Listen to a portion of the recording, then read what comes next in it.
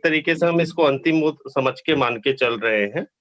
और जी। इसमें अगर आपको कुछ भी आयोग से संबंधित, मैं एक बात और हाँ। बताना चाहूँगा कि प्रश्नोत्तरी में चूँकि आज का जो टॉपिक है, कोशिश करें कि टॉपिक से रिलेटेड प्रश्न ही रखें, ताकि बिल्कुल। हम उस पर विचार किया जा सके, अतिथि महोदय भी उसमें असमंजस की स्थिति में ना रहें।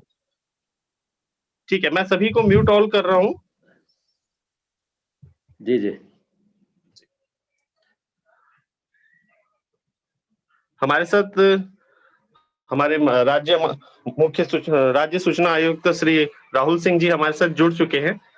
उन्हें हम अपने सभी मित्रों की तरफ से सादर आमंत्रित करते हैं, उनका अभिनंदन है।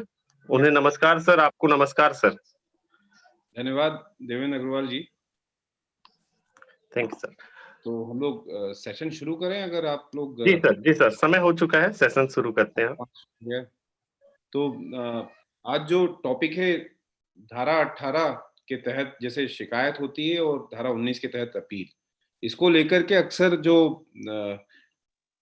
जो आरटीआई जो लोग लगाते हैं वो कुछ असमंजस की स्थिति में भी रहते हैं। मैंने अक्सर देखा है कि वो उनको ये भी धारणा है, क्योंकि जब आप एक्ट को आप प्लेन रीडिंग करते हैं एक्ट की, अगर धारा 18 में अगर आप एक्ट को पढ़ते हैं, जैसे उसका जो क्लॉज है ए टू एफ तक, अगर उसको आप पढ़ते हैं तो उसमें आप पाएंगे कि जैसे एक बिंदु ये है कि रिफ्यूज एक्सेस टू इंफॉर्मेशन, अगर किसी अपीलार्थी को जानकारी लेने में अगर रिफ्यूज कर दिया गया हो, उसको जानकारी प्राप्त होने में कोई अवरोध पैदा किया जा रहा है, तो वो धारा 18 के तहत शिकायत कर सकता है।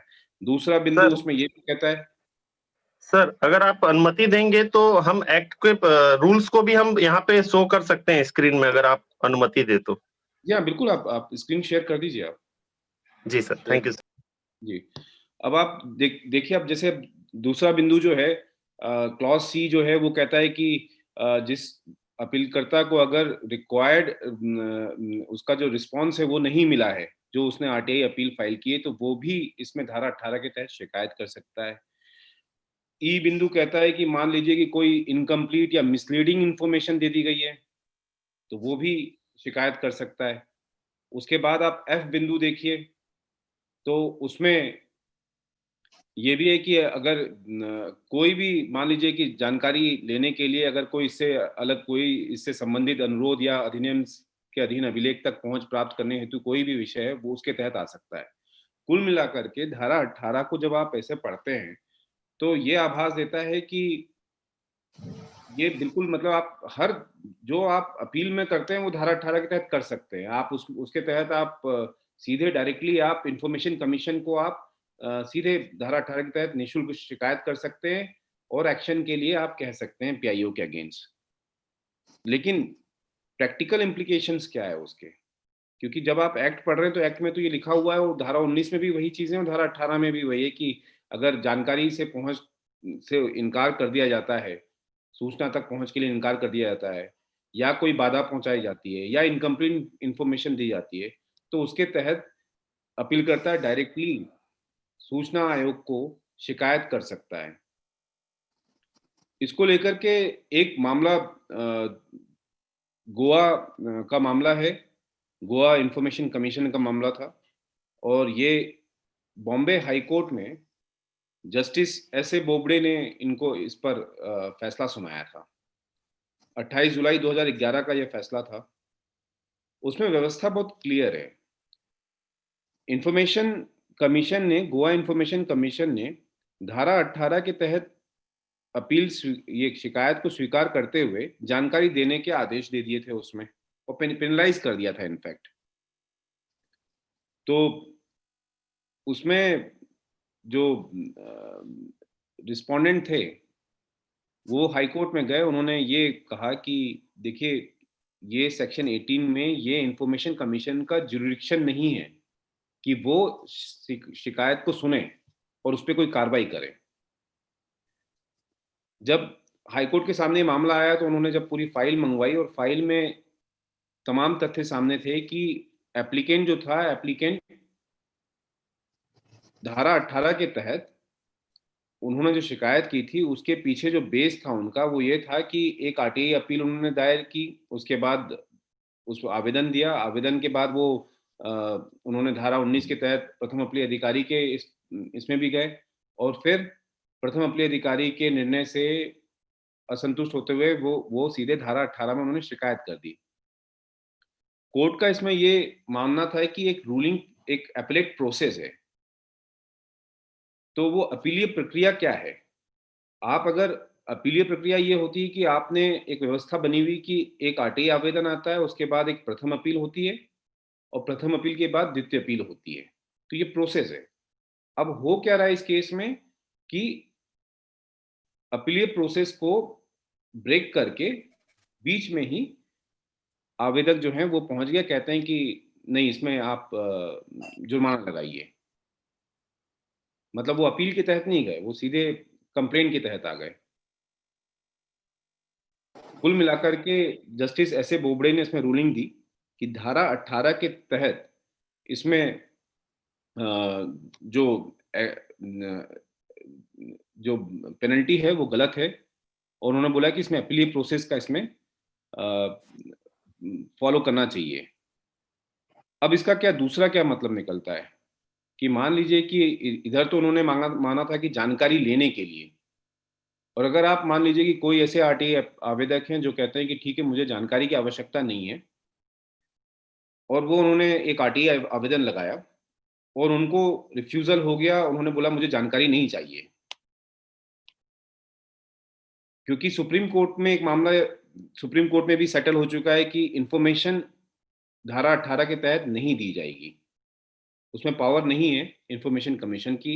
हालांकि इंफॉर्मेशन कमीशन को ये पावर धारा 18 में जरूर दी गई है कि वो अगर चाहे तो कोई भी इंफॉर्मेशन एक्सेस कर सकता है किसी भी पब्लिक अथॉरिटी से। उस विषय पर मैं बाद में आऊंगा, लेकिन ये जो मामला है कि धारा 18 के तहत जो शिकायत दी गई और उस पर उन्होंने सुप्रीम कोर्ट ने अपनी व्यवस्था बता दी कि इसमें इंफॉर्मेशन आप नहीं मांग सकते हैं, तो उसको लेकर के जब ये पूरा मामला सामने आया, सेक्शन 18 के तहत शिकायत जब हम करते हैं, तो आप देखेंगे कि अ, उसमें रिकॉर्ड जो होता है, वो इंफॉर्मेशन देने का प्रावधान तो सुप्रीम कोर्ट ने कर, नहीं देने का प्रावधान तो है उसमें। तो क्या, मैं जो विषय जो आपके सामने रख रहा हूँ वो ये है कि क्या कोई आवेदक बिना इंफॉर्मेशन के, अगर वो इंफॉर्मेशन सीख नहीं करना चाहते, तो क्या वो धारा 18 के तहत शिकायत में आ सकते हैं? क्या वो डायरेक्ट शिकायत कर सकते हैं? वो सिर्फ इसके लिए शिकायत करें कि पेनलाइज करना है? मेरा इसमें मानना है, क्योंकि अगर आप प्रियम्बल पढ़ें और एक्ट को देखें, तो सेक्शन 6 को भी आप देखें तो उसमें लिखा हुआ है कि इच्छुक व्यक्ति, those who desire to access the information. तो ये प्रियम्बल में भी यही है कि जो इच्छुक व्यक्ति हैं, कुल पूरा जो मामला है वो है जानकारी। ये एक्ट जो बना है वो किस लिए बना है? जानकारी देने के लिए बना है, और जानकारी देने के लिए बना है। और अगर फिर इसमें इंटेंट क्या हो जाता है, एप्लीकेंट का सिर्फ एक ही इंटेंट हो जाता है कि भाई मुझे जानकारी नहीं चाहिए, मुझे तो दंडित कराना है, वो चीज गलत हो जाती है। अब धारा 18 में आप फिर कर क्या सकते हैं? धारा 18 में जो कंप्लेंट्स हैं वो जिस तरह की कंप्लेंट्स आती हैं वो ये है कि मान लीजिए कि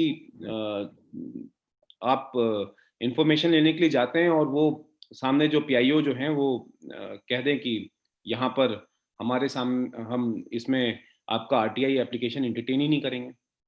वो आपका जो डाक आप रजिस्टर्ड डाक से भेजते हैं वो डाक लौटा दें वो, तो आप धारा 18 के तहत शिकायत कर सकते हैं।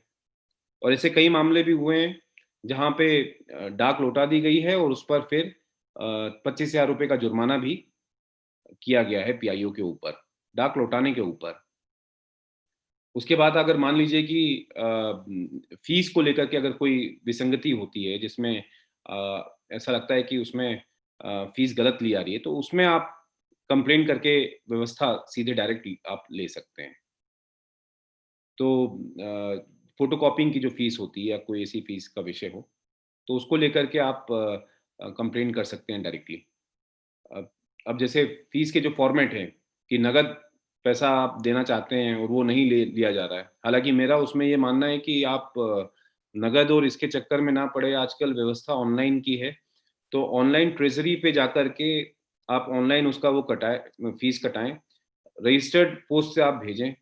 अक्सर जो प्रॉब्लम मैंने देखी है वो जो आरटीआई एप्लीकेंट पता नहीं एक क्या एक उनमें एक वो है कि वो ऑफिस जाके ही देना चाहते हैं, रूबरू मिलना चाहते हैं। मेरा कहना है कि आप क्यों मिलना चाहते हैं? किसी भी पीआईओ को आप क्यों उस पर अपना समय बर्बाद करना चाहते हैं उस ऑफिस जाकर के? आप आरटीआई एप्लीकेशन रजिस्टर्ड पोस्ट से भेजिए। उसमें फीस भी जो है वो ऑनलाइन ट्रेज़री से आरटीआई हेड में आप ₹10 की फीस आप जमा कर दीजिए। उसकी रिसीट आप उसमें लगा दीजिए। तो इस तरह की व्यवस्था रखिए और उसमें मुझे नहीं लगता है कि इसमें आपको फिर शिकायत का मौका मिलेगा।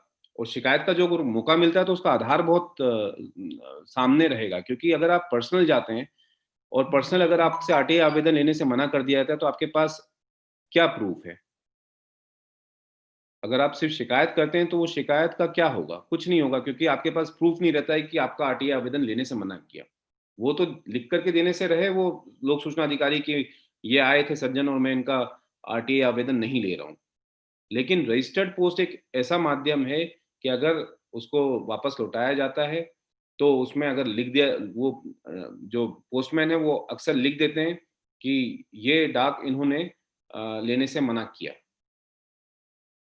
तो ये एक बेहतर व्यवस्था है, मुझे लगता है कि धारा 18 में अगर आप लोग इस तरह की शिकायत करना चाहते हैं, वो एक प्रैक्टिकल सॉल्यूशन है उस शिकायत को करने का।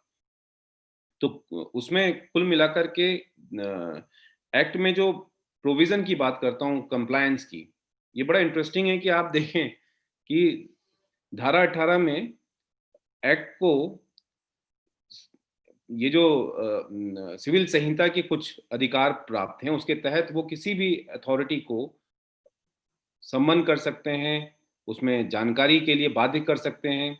अब जानकारी के लिए बाध्य तो करते हैं, लेकिन क्या आपने सोचा है कि एक्ट में अगर नॉन कंप्लायंस होता है, तो उसकी क्या सज़ा है?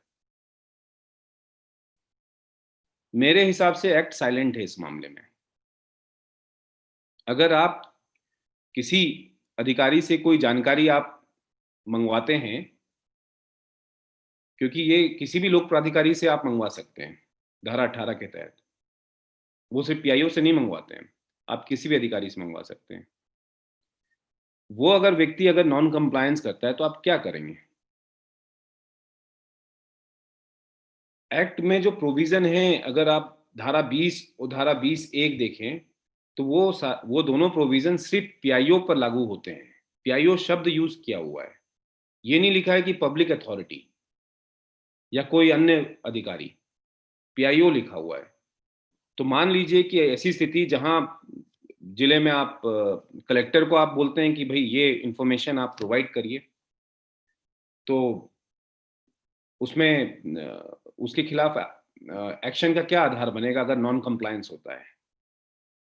तो ये एक विषय था जो कि मुझे लगता है कि इसको चर्चा करनी चाहिए कि इस तरह का अगर सामने अगर आता है स्थिति आती है, तो इसमें थोड़ी ब्रेनस्टॉर्मिंग होनी चाहिए हम सब लोगों के बीच में, ताकि इसका निष्कर्ष निकल सके।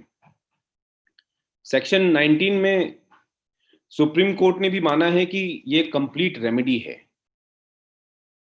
18 के बनस्पत इसको एक कंप्लीट रेमेडी के तौर पे लिया गया है। और सेक्शन 19 में अगर आप देखें, आप उसमें जो प्रोविज़न्स हैं, अगर उसके क्लॉज़ को देखें, तो उसमें 19(8) ए में आप देखें तो वो कोई भी स्टेप जो है पब्लिक अथॉरिटी को लेने के लिए बाध्य कर सकता है, जो एक्ट के कंप्लायंस को सुनिश्चित करता है। तो ये आप जो मैं अभी आपको बता रहा था कि क्या कर सकता है, तो वो required public authority to take any step, ऐसे उपाय करने की अपेक्षा करना जो कि इस अधिनियम के उपबंधों का अनुपालन सुनिश्चित करने के लिए आवश्यक हो, जिसके अंतर्गत निम्नलिखित भी है। अब इसी के तहत आपको याद होगा कि अभी हाल में ही जो कर्नाटक इन्फॉर्मेशन कमीशन है, उन्होंने सीधे एफआईआर करने के निर्देश दिए थे। यही 19(8) का जो आप सामने देख रहे हैं अपनी स्क्रीन पर, इसके तहत एफआईआर करने के निर्देश दिए थे। इससे पहले अभी तक इस एक्ट को लेकर के और इस क्लॉज को लेकर के ये था कि इंफॉर्मेशन कमीशन अनुशंसा करते थे कि ठीक है, इसमें जो भी आवश्यक कार्रवाई हो वो की जाए, और वो एक अनुरोध की भाषा होती थी। लेकिन इस धारा के तहत अब जो है आदेशित किया जाता है कि भई इसमें, क्योंकि प्रिएम्बल एक्ट का साफ है, उसमें लिखा है कि करप्शन को भी रोकना ये इस एक्ट का हिस्सा है।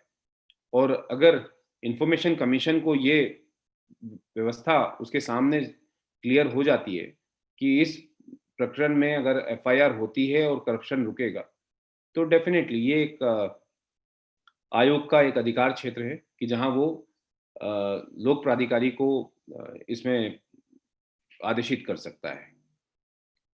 दूसरा, इसमें विशिष्ट प्रारूप में सूचना को उपलब्ध कराना, ये बहुत इम्पोर्टेंट है, लेकिन मुझे लगता है कि दिक्कत क्या हो रही कि अभी अब आप लोगों को भी इसमें थोड़ा आगे आना होगा और ये सजेस्ट करना होगा।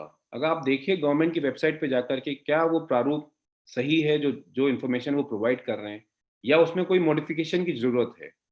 तो उसमें आप खुद अपना, अगर नहीं है, अगर मान लीजिए कोई जानकारी वो दे ही नहीं रहे हैं और वो इन्फॉर्मेशन आपके सामने नहीं है, तो आप अपना एक प्रारूप बना सकते हैं, सजेस्टेड प्रारूप, कि ये ऐसा प्रारूप होना चाहिए, इसमें ये जानकारी होनी चाहिए, ये चीज़ें होनी चाहिए और इस फॉर्मेट में होनी चाहिए। वो पूरा फॉर्मेट आप बना सकते हैं। एक फॉर्मेट का एक सैंपल बनाइए, इन्फॉर्मेशन कमीशन को लिखिए कि भई ये जो जानकारी है इस प्रारूप में इस विभाग से उपलब्ध कराने के लिए इस धारा 4 के तहत इनको कहिए कि आदेशित करिए विभाग को कि ये जानकारी वेबसाइट पर उपलब्ध कराएँ। तो इस तरह से आप वो जानकारी जो है आप उस विशिष्ट प्रारूप में आप कर सकते हैं। मैं इसमें आपको अभी हाल में ही जो हम अभी करने जा रहे हैं, अ, आप कुछ दिनों में वो आपको पता चलेगा। अभी हम उस ऑर्डर पे काम कर रहे हैं, लेकिन I can share with you. Lokpal का विषय था, लोकपाल क्या कार्रवाई करता है? गाँव के पंचायत में मनरेगा को लेकर के किस तरह की उसकी कार्रवाई होती है, उस कार्रवाई में वो लोग अक्सर वो हियरिंग करते हैं उनकी लोकपाल कोर्ट, और उसके क्या निष्कर्ष होते हैं, इसकी किसी को कोई जानकारी ही नहीं है।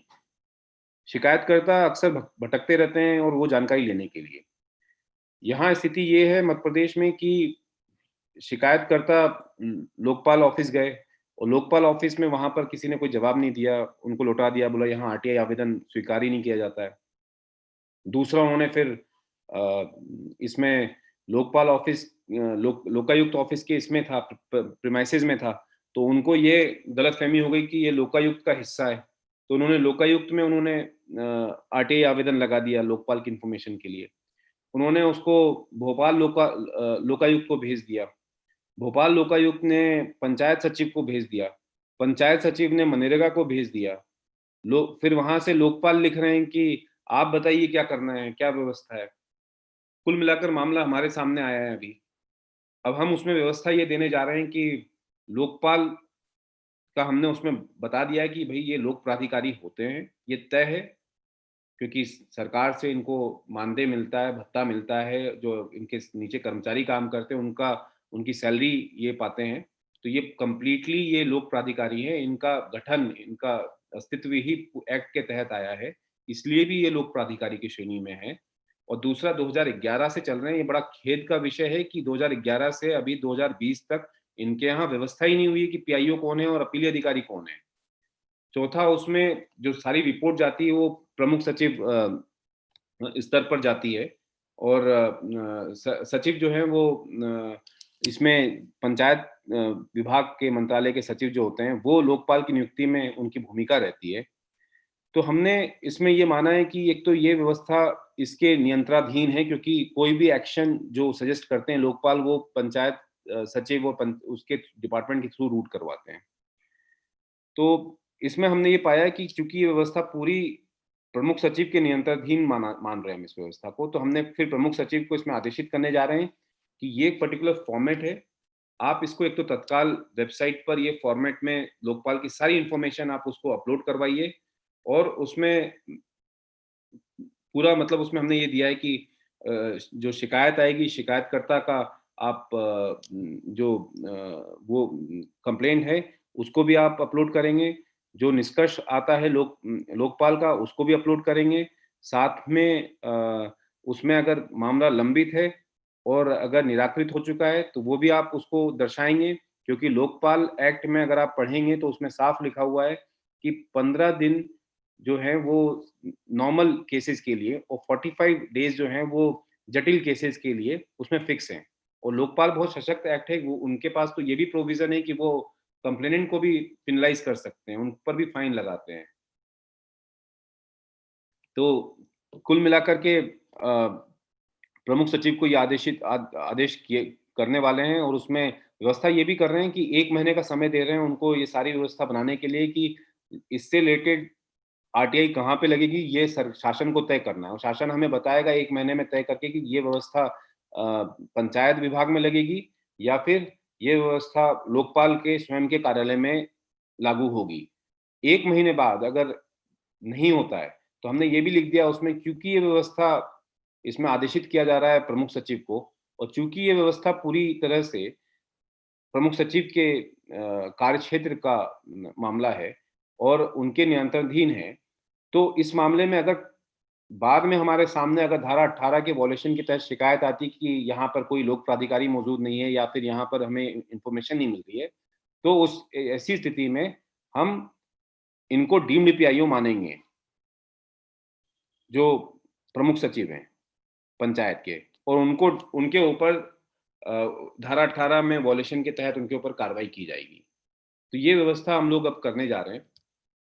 तो ये मैं बता रहा था कि जिस तरह से उसमें डिस्ट्रैक्शंस रिकॉर्ड डिस्ट्रैक्शंस की अब भी एक पावर है जो आप देख सकते हैं कि यहाँ पर अभिलेखों के अनुरक्षण, प्रबंध और विनाश की संबंधित अपनी पद्धतियों में आवश्यक परिवर्तन करना। तो हो ये रहा है कि ये सब ऐसे विषय हैं जहाँ पर जो प्रारूप का विषय हो गया, उसमें जो परीक्षण का अधिकारियों का विषय हो गया, इसमें भी अभी मैंने एक ऑर्डर किया था। पंचायत सचिवों को हम अक्सर पेनलाइज़ करते रहते हैं। अभी मैंने पंचायत सचिवों के 4-5 मामलों में उनको एक साथ सवा 1 लाख रुपए का उनको पेनलाइज़ किया है। हालाँकि सवा लाख हमारे यहाँ बड़ा शुभ राशि मानी जाती है। तो उनको पेनल्टी हम लोगों ने लगाई। पेनल्टी के साथ हमने प्रमुख सचिव जो हैं पंचायत के, माफ़ कीजिएगा डायरेक्टर जो हैं पंचायत के, उनको हमने कहा है कि जितने पंचायत हैं मध्य प्रदेश में 23,000 पंचायत, सभी पंचायतों में पंचायत सचिवों की ट्रेनिंग की व्यवस्था की जाए। और ये ट्रेनिंग जो है आप ज़ूम पे करिए, जैसे देवेंद्र अग्रवाल जी ने इतनी अच्छी व्यवस्था करके रखी है, जब आप लोग कर सकते हैं तो शासन क्यों नहीं कर सकता है? इसमें क्या दिक्कत है? तो ये तो करना चाहिए। तो हमने उनको कहा है कि ज़ूम पे या फिर आप किसी भी अन्य ये जो भी आपको ऑनलाइन प्लेटफ़ॉर्म मिलता है, उनके कार्यस्थल पर ही ये व्यवस्था कर दीजिए और आराम से ये व्यवस्था हो सकती है। और उनको एक्ट का थोड़ा-सा ज्ञान उनको करिए, सेंसिटाइज़ करिए जो पंचायत सचिव है। क्योंकि जुर्माना तो लगता रहेगा और होगा ये कि देखिए जो उनकी सैलरी है, वो एक बार में अगर 25,000 का जुर्माना लगेगा तो पंचायत सचिव की सैलरी आप जानते हैं। तो उसमें दिक्कत ये होगी कि जो जो और इस तरह के भ्रष्ट पंचायत सचिव होंगे, वो उनके ऊपर सैलरी लगेगी तो वो कहाँ से वो पैसा तो मालूम पड़ा कि और ज़्यादा वो चोरी करने लग जाएँ। तो इसीलिए ये जो एक्ट में जो प्रावधान है उसके तहत दंडित तो करेंगे ही, लेकिन साथ में धारा 19 के तहत ये सेंसिटाइज़ करना, इनको ट्रेन करना, ये सब भी बहुत इम्पोर्टेंट विषय है। और मुझे लगता है कि अ, सूचना आयोगों को अब चाहिए कि उनके हर ऑर्डर पे उनको ये देखना है कि ये बार-बार इतनी बार इस तरह के वॉयलेशन क्यों हो रहे हैं और इसकी रेमेडी क्या है? उस हिसाब से उनको देखना है कि अगर उनको लगता है कि ट्रेनिंग की कमी है, तो ट्रेनिंग के लिए लिखें। उनको लगता है कि ये इन्फॉर्मेशन बार-बार माँगी जा रही है, तो भई ये वेबसाइट पे आप डलवा दीजिए उसको। ऑलरेडी अगर ये इन्फॉर्मेशन बार-बार एक्सेस की जा रही है और आपको लग रहा है कि ये, अब देखिए एनुअल रिपोर्ट आती है। एनुअल रिपोर्ट में आप अक्सर देखते हैं कि जो एक एप्लीकेंट्स ये माँगते हैं कि ये विभिन्न विकास योजनाओं के क्या-क्या काम हुए हैं, ये सब जानकारी दीजिए। तो ये तो ऑलरेडी ये कंपाइल होते हैं ये डेटा। हर डिपार्टमेंट में कंपाइल होते हैं, उनका वार्षिक प्रतिवेदन बनता है, उसमें वो जाता है वो पूरा और ये विधानसभा में भी जाता है। तो इसीलिए मेरा ये कहना है कि अगर ये डेटा अगर ये है उनके पास और इसको अगर ये धारा 4 के तहत अगर वेबसाइट पे पहले से शो करने लगे, तो ये आरटीआई के तहत एक्सेस करने की जरूरत ही नहीं पड़ेगी उसको, वो सीधे धारा 4 में प्रोवाइड हो जाएगी। इसमें कंपनसेशन का भी जिक्र है धारा 19 में, लेकिन उसमें मेरा यही कहना है कि जब भी कंपनसेशन आप लोग थोड़ा सा अगर कंपनसेशन का ग्राउंड बना के चले तो वो बेटर होगा। उसमें आपको बताना चाहिए सूचना आयोग को कि इसमें मैं कंपनसेशन डिजर्व करता हूँ और ये मेरा मामला है, मुझे इस तरह का फाइनेंशियल लॉस हुआ है इस आरटीआई आवेदन में देरी के चलते और पीआईओ की लापरवाही के चलते। तो उसको थोड़ा सा इम्पोर्टेंट उसको डील करिए, सिर्फ कंपनसेशन कहने से नहीं होगा कि कंपनसेशन दे दिया जाए, बल्कि उसको थोड़ा जस्टिफाई करना पड़ेगा आप लोगों को और उस तरह से आप उसमें कार्रवाई कर सकते हैं। और दूसरा मेरा ये कहना है कि जैसे इसमें एक और विषय जो मैं पहले जो मैं डिस्कस कर चुका हूँ कि इसमें धारा 19 में ये लिखा हुआ है कि आप इनको निर्देशित करते हैं। अब मेरा फिर से वही विषय है, इन निर्देशों का अगर पालन नहीं होता तो क्या करेगा सूचना आयोग? जैसे आपने अपनी स्क्रीन पर आप देख रहे हैं कि अनुरोध को विशिष्ट प्रारूप में सूचना तक पहुंच उपलब्ध कराना। अब मान लीजिए हमने आदेशित कर दिया प्रमुख सचिव को, तो उसमें यहाँ पे जो इस प्रारूप में अगर उपलब्ध नहीं कराया तो आप क्या करेंगे? एक्ट में कहाँ लिखा हुआ है? अगर आप देखें जो शास्ति की बात करेंगे तो वो धारा 20 और 21 में ये साफ है कि आप सिर्फ पीआईओ को दंडित कर सकते हैं। अब यहाँ पर क्या हो रहा है कि यहाँ पर आप उनको डीम्ड पीआईओ बना रहे हैं, लेकिन डीम्ड पीआईओ बनाने की व्यवस्था किसकी है? वो पीआईओ की है। तो ये आप मान रहे हैं। तो इसको मेरा ये मानना है कि धारा 19(8) ए वो जो मैंने पहले भी सवाल किया था आपको 18 में और जो अभी आपको जो बता रहा हूँ, तो उसमें कहीं ना कहीं धारा 19(8) का जो है वो बहुत इंपॉर्टेंट रोल प्ले करता है, क्योंकि इसमें ये लिखा हुआ है कि लोक प्राधिकारी से ऐसे उपाय करने की उपेक्षा करना जो इस अधिनियम के उपबंधों का अनुपालन सुनिश्चित करने के लिए आवश्यक हो। तो उसमें अगर आप वैसे ही आप उपाय की आप अपेक्षा कर रहे हैं, आप कह रहे हैं कि ठीक है इसमें इनके खिलाफ विभागीय कार्रवाई होनी चाहिए, तो आप विभागीय कार्रवाई के लिए लिख सकते हैं फिर इनके खिलाफ, क्योंकि आपको लगता है कि इससे इसमें ये भी है कि आप अगर एक्ट में देख रहे हैं तो उसमें ये भी लिखा हुआ है कि ये बाइंडिंग है। 19(8) जो है वो कहता है कि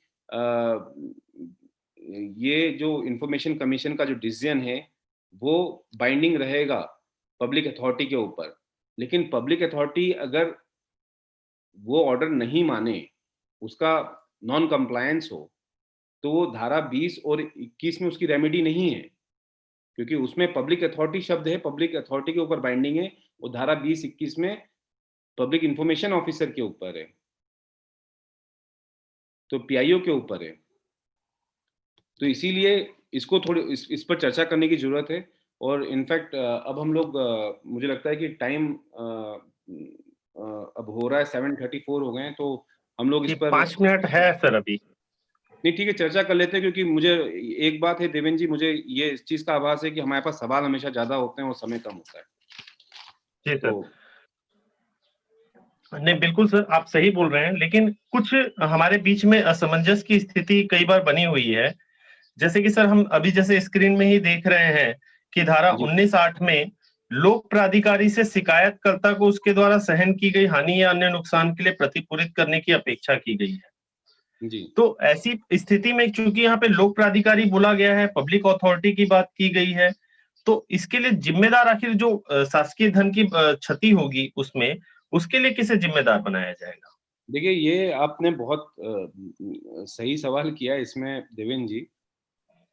क्या होता है कि जो शासकीय शासन की व्यवस्था है उसमें आप जो जुर्माना लग जाता है, जुर्माना तो खैर ठीक है, ये व्यक्तिगत होता है, लेकिन ये जो अगर 2,000 रुपए का भी फाइन होता है तो वो हमेशा आप सोचिए कि उसमें ऑडिट जो होता है इनका, क्योंकि रिकॉर्ड का सबका ऑडिट होता है, और वो अगर सामने आ जाता है कि भाई ये पर्टिकुलर किसकी लापरवाही से हुआ है, क्यों देना पड़ा फाइन, तो ये फाइल ऊपर तक जाती है। तो इसमें मतलब जो डिपार्टमेंट की व्यवस्था रहती है आमतौर पर जो हमने देखी है, उसको कहीं से ये जस्टिफाइड नहीं किया जाता है कि ये मतलब देना है या फिर अंडर द कारपेट चले जाए ये मैटर। तो ये बहुत ही इम्पोर्टेंट है। अगर इस तरह के कंपनसेशन अवार्ड होते हैं तो उसमें जिम्मेदार जो है वो लिखा जाएगा उसमें कि इनकी लापरवाही से और इस प्रकरण में ये देना पड़ा, वो डिटेल जाएगा उसमें।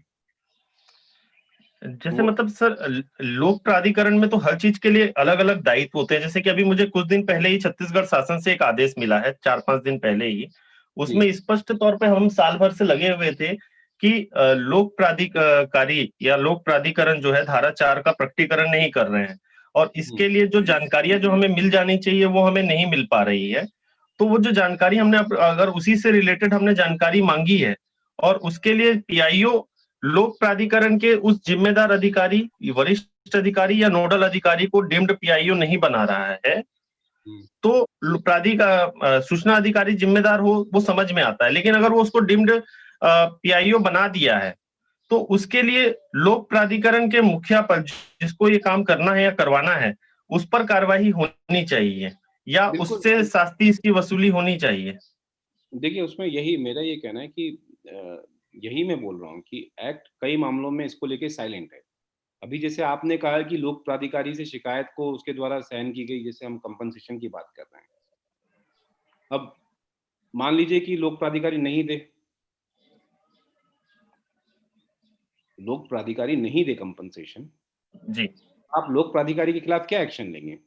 क्या एक्ट में लिखा हुआ है कि लोक प्राधिकारी के खिलाफ फिर ये एक्शन लिया जाएगा? एक्ट में तो सिर्फ एक वर्ड लिखा हुआ है, बाइंडिंग है। तो हमारा ये कहना है कि बाइंडिंग है। शासन का रूल अगर किसी अधिकारी पे बाइंडिंग है तो डेरिलेक्शन ऑफ ड्यूटी में आएगा फिर।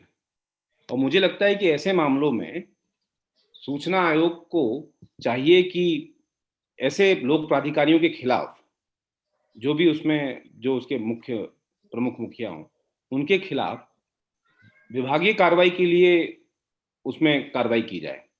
उसमें डायरेक्शन ऑफ ड्यूटी का मामला बनाया जाए कि भाई ये कानून था, कानून का पालन नहीं हुआ, उसके लिए जिम्मेदार कौन? ये अधिकारी। आयोग का जी। आदेश था और उसमें नियम कहता है कि ये बाइंडिंग है, उसके लिए जिम्मेदार कौन? ये लोक प्राधिकारी। इनके खिलाफ डायरेक्शन ऑफ ड्यूटी का साफ मामला बनता है और इन्होंने अपने कर्तव्यों की अवहेलना की है कार्यस्थल पे रहते हुए, शिथिलता दिखाई है, और इसीलिए इनके खिलाफ ये शासकीय सेवा नियमों, सिविल सेवा जो नियम है, आचरण नियम, उसके अंतर्गत इनके विरुद्ध कार्रवाई की जाए। मतलब निश्चित तौर पे अपीलार्थी या शिकायतकर्ता को भी आगे उसमें प्रयास करना होगा आपके आदेश के बाद, कि वो उसमें आगे काम करे, नहीं तो उसको बीच में छोड़ देगा तो उसको सही रेमेडीज नहीं मिल पाएगी। बिल्कुल, ये इसमें देखिए जी। बहुत इम्पोर्टेंट रोल जो है वो शिकायतकर्ता और आप सब लोगों का है, क्योंकि जब तक आप सामने कोई दस्तावेज नहीं रखेंगे, कोई कार्रवाई के लिए आप डिमांड नहीं करेंगे, और उसी क्योंकि वही एक आधार बनता है जिस पर सूचना आयोग आगे बढ़कर फिर कार्रवाई करता है। तो मेरा मानना है कि आप लोगों को थोड़ा-सा इसमें अलर्ट होना पड़ेगा और देखना पड़ेगा कि अ, अगर कई बार आप देखते हैं कि इस तरह से डायरेक्शन ऑफ ड्यूटी बहुत ज़्यादा हो रही है, कोई अधिकारी या लोक प्राधिकारी मान नहीं रहे हैं, तो उनके विरुद्ध जो है फिर आप इस तरह के एक्शन की डिमांड भी कर सकते हैं और अपनी ओर से भी कर सकते हैं। आप खुद शासन को लिख सकते हैं कि यहाँ जी। डायरेक्शन ऑफ ड्यूटी है और इनके खिलाफ ये कार्रवाई की जाए। जी। सभी साथी जुड़े रहें और नेक्स्ट सेशन में ऐड हों, अगर ये कार्यक्रम अभी बंद हो रहा है। सर, अगर इस सवाल में एक चीज और जोड़ दे कि ये जो क्षतिपूर्ति है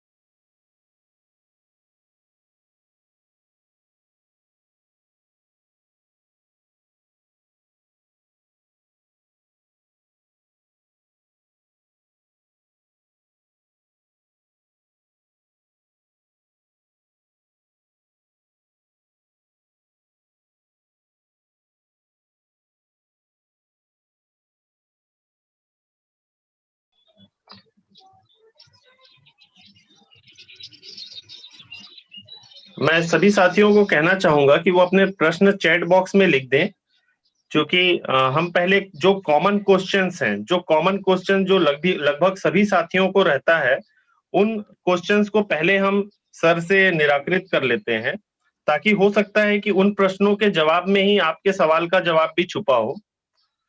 तो हम कुछ कॉमन क्वेश्चंस पर पहले हम बात करेंगे, उसके बाद हम पर्सन वाइज क्वेश्चन को वो करेंगे सर।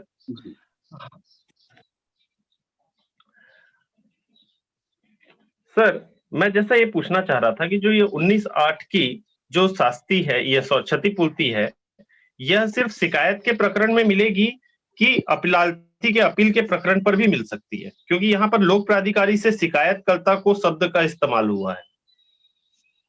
हाँ, लेकिन आप वो देखिए कि वो लिखा हुआ है, तो वो शिकायत मतलब ने उसमें जब मेरा ये कहना है कि कानून में ऐसा नहीं होता है, ये व्यवस्था बहुत क्लियर होती है, मतलब एक एक शब्द जो है चुन करके लिखा जाता है, तो उसको लेकर के बड़ा अक्सर ये कंफ्यूजन होता है, अक्सर ये सवाल सामने आता है कि क्या ये दी किसको जाएगी। लेकिन जहाँ तक चूंकि ये धारा 19 के तहत इसमें प्रावधान इसमें दिया गया है, उसमें लिखा गया है, तो धारा 19 के तहत अगर लिखा जा रहा है तो हम ये मान के चलते हैं कि अपीलीय प्रोसेस के तहत इसमें किया जा रहा है। उसमें क्योंकि धारा आप देखिए, धारा जो 18 है, 18 में जो नुकसान है वो आप उसको मतलब इन्हें आप कैसे उसको डिफाइन करेंगे, क्योंकि जो क्षतिपूर्ति होती है उसको क्वांटिफाई करना पड़ेगा कि भाई आपने धारा 18 के तहत आप शिकायत करते हैं, और शिकायत क्या करते हैं कि मैंने एक आवेदन दिया था और आवेदन जो है वो वापस लौटा दिया। जी। अब सवाल ये उठता है कि आप खुद सोचिए कि वो आधार कितना बड़ा आधार बनेगा। एक तो मतलब या तो बिल्कुल ब्लेटेंट वॉलेशन कहीं एक्ट का दिख रहा हो, और जिसके तहत ये इंटेंट सामने आ रहा हो कि पीआईओ ने जानबूझ करके बहुत बदमाशी करते हुए और अपीलकर्ता को परेशान कर दिया है, और उसकी जानकारी नहीं दी, जिसके कारण अपीलकर्ता को इतना बड़ा नुकसान हो गया है, और इसकी क्षतिपूर्ति की जाए।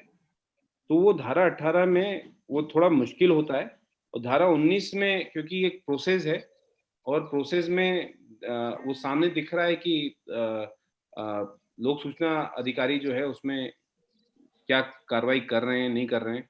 तो मुझे लगता है कि धारा 19 में ज़्यादा मतलब ने ये मेरा अपना मानना है कि धारा 19 के तहत जो अपीलीय प्रोसेस है, उसमें इस कंपनसेशन को बेहतर ढंग से जस्टिफाइड किया जा सकता है। तो एक तरीके से तो फिर ये बात आई कि शिकायतकर्ता और अपीलार्थी दोनों ही शिकायत के लिए, क्षतिपूर्ति के लिए उसमें आ जाएंगे, देखिए क्योंकि उनका तो ग्राउंड्स उसी आधार पे रहेगा, नुकसान के आधार पर। देखिए अब मैं आपको इसमें एक चीज बता रहा हूँ, शिकायतकर्ता शब्द क्यों किया गया है। शिकायतकर्ता का शब्द, अब जैसे मान लीजिए कि सूचना आयोग ने मैटर क्लोज कर दिया, कहा कि देवेंद्र अग्रवाल जी को ये जानकारी दे दी जाए। आपने एक अपीलीय आवेदन की सुनवाई हुई, उसमें आपको उन्होंने देखा और वर्तमान सूचना अधिकारी को निर्देशित कर दिया गया कि भाई 10 दिन के अंदर दे दी जाए, और मैटर क्लोज हो गया। मैटर क्लोज होने के बाद देवेंद्र अग्रवाल जी आप धारा 18 के तहत शिकायत करते हैं कि यहाँ सूचना के आयोग के आदेश के बावजूद ये जानकारी मुझे नहीं दी गई, और इसमें मुझे ये नुकसान भी हो गया है, क्षतिपूर्ति भी दी जाए और ये इनके ऊपर पेनलाइज भी किया जाए। अब हो क्या रहा है इसमें कि 19 में आप अपीलीय प्रोसेस थी वो, और 18 में आप शिकायतकर्ता भी बन गए हैं, और आप कंपनसेशन भी डिमांड कर रहे हैं। जी। तो वहां प्रोविजन बन जाता है।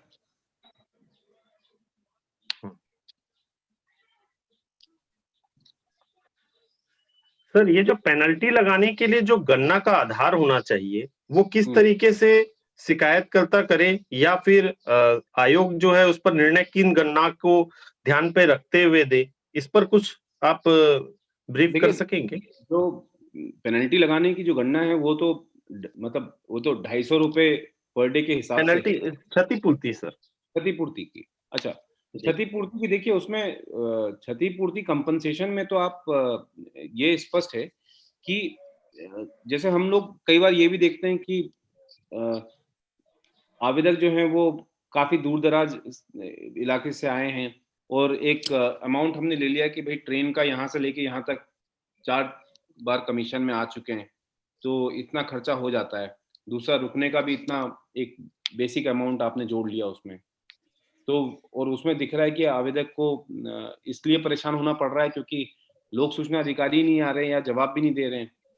तो इस तरह से एक बेसिक गणना आप कर सकते हैं, लेकिन मेरा ये कहना है कि उसमें एप्लीकेंट को अपनी ओर से ये गणना करके देना होगा कि मैं इस तरह से परेशान हुआ हूँ। और या फिर मान लीजिए कि कई मामलों में ये होता है कि फाइनेंशियल लॉसेस होते हैं। अगर मैं मुझे कोई इन्फॉर्मेशन चाहिए उसके बाद उसी आधार पर मुझे वो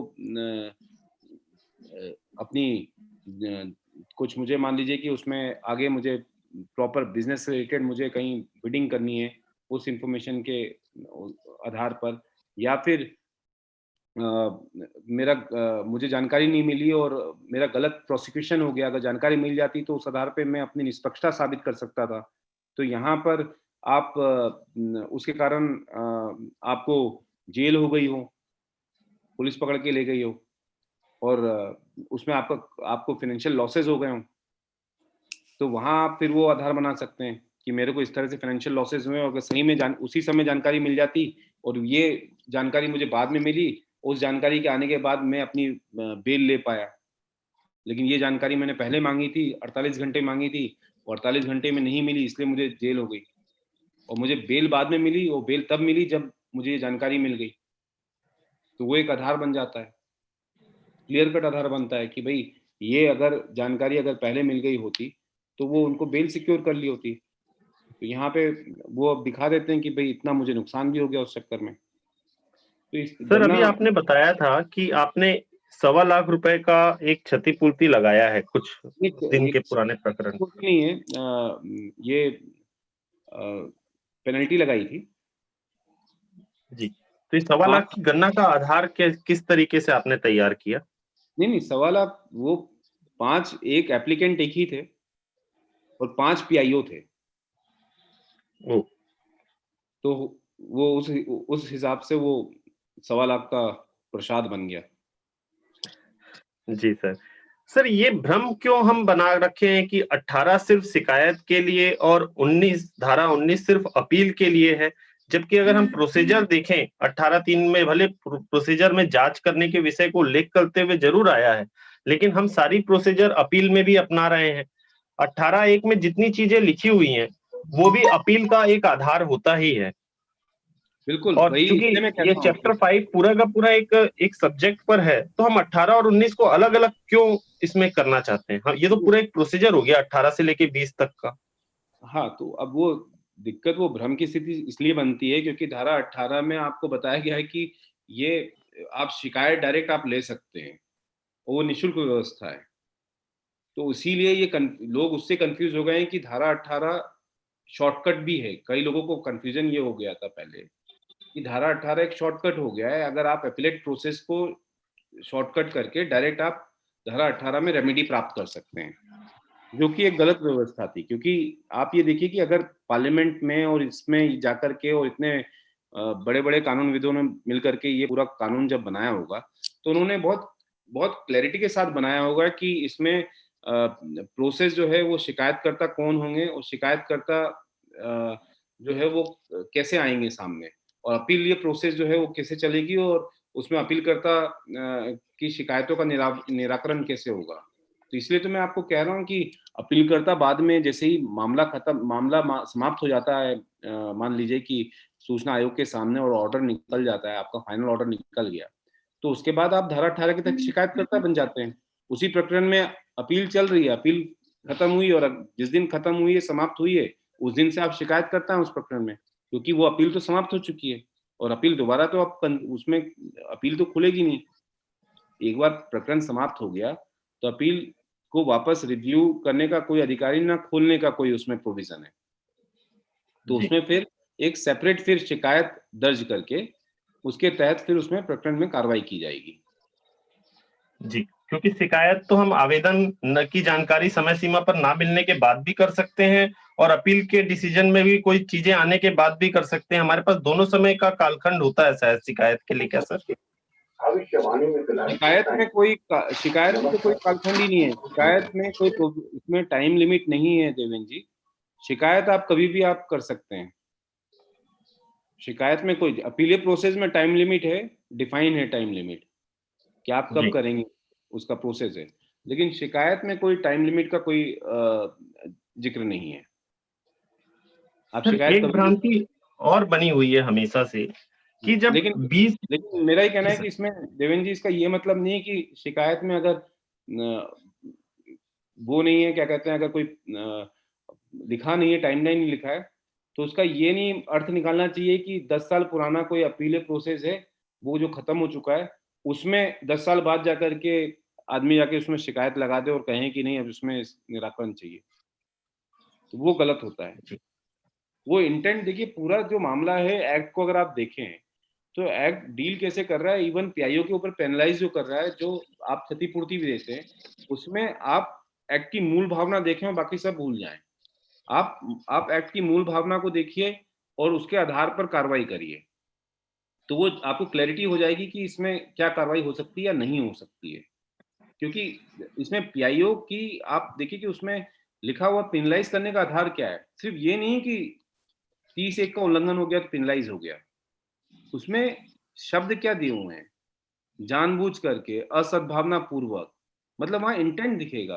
अगर मुझे बताइए क्या होता क्या है, अब मान लीजिए मैं पीआईओ हूं और मेरी एकदम से और मेरे यहाँ कोई और व्यवस्था नहीं है, मैं अकेला हूँ अपने ऑफिस में और दूसरा कोई है नहीं, सहायक पीआईओ भी नहीं है, और मेरी तबीयत अचानक बहुत सीरियस खराब हो गई, गंभीर बीमार पड़ गया, बीमार हो गया और धारा आपकी 7(1) का उल्लंघन हो गया, तो क्या ये मैं क्या इंटेंटली बीमार पड़ गया या क्या हो गया, और उसमें क्या मुझ पर अगर जुर्माना लगता है धारा 7(1) का, तो वो गलत होगा सही होगा?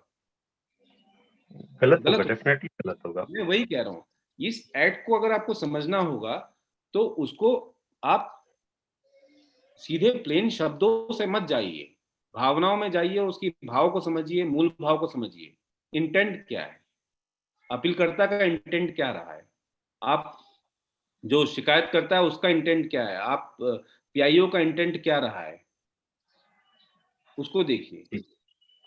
जब इंटेंट आप कुछ व्यवस्था उसमें क्लैरिटी हो जाएगी तो आपको भी फिर प्रकरण को डील करने में बहुत आसानी होगी।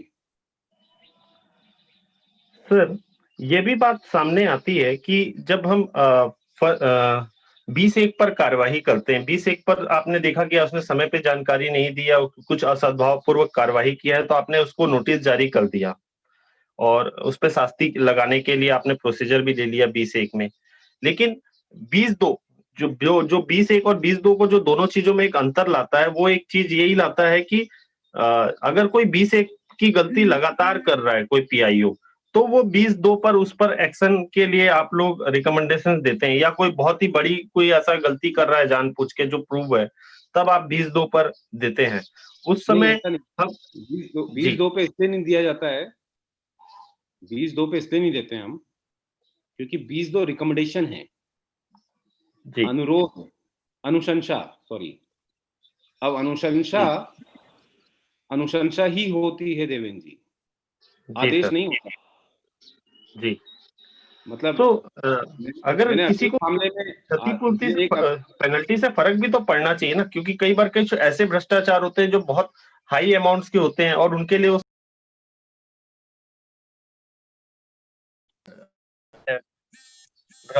तो इसका कैसे हल निकाला जा सकता है? आपका आवाज बीच में आपने वो म्यूट हो गई थी, आपकी आवाज देवेंद्र। अच्छा सर, मैं ये बोल रहा हूँ कि एक भ्रम की स्थिति बनी रहती है कि भाई उसके ऊपर आपने अगर जुर्माना भी कर दिया 10,000, 20,000, 25,000 का जो भी आपने जुर्माना किया, वो जुर्माना कई बार वो होता है कि उसको वो एग्री कर ले, लेकिन वो जो है उस सूचना तक फिर भी हमको पहुंच नहीं बना रहा है, क्योंकि उसमें हो सकता है कि कोई बहुत बड़ा भ्रष्टाचार या बहुत बड़ी कोई खामी अनियमितताएं जुड़ी हुई हो। तो ऐसी जगह पर उस पर दंड की अनुशासनिक कार्रवाई की बहुत अधिक आवश्यकता होती है, तो उसे किस तरीके से फिर लागू कराया जा सकेगा? उसको उसका तरीका एक ही है देवेंद्र जी, कि सूचना आयोग में आप एक कंप्लेंट लगाएं और बोलें कि साहब ये आपके अनुसार, आदेश के अनुसार जानकारी नहीं मिली है, तो इनको 25,000 का जुर्माना लगाएं और इनको वापस 3 दिन के अंदर जानकारी देने के लिए कहा जाए। 3 दिन बाद फिर आप एक और लगा दें, दोबारा एक 25,000 लगवा दीजिए, फिर तिबारा एक 25,000 लगा दीजिए। जी ठीक है, ऐसे आप जी लगाते रहिए 25,000 रुपए। और जी दूसरा उसमें तरीका ये है कि हर इस पर डिसिप्लिनरी एक्शन के लिए भी आयोग फिर लिखेगा नॉन कंप्लायंस पर। जी लेकिन वही है कि डिसिप्लिनरी एक्शन का जो क्लॉज है वो साफ है कि अनुशंसा है।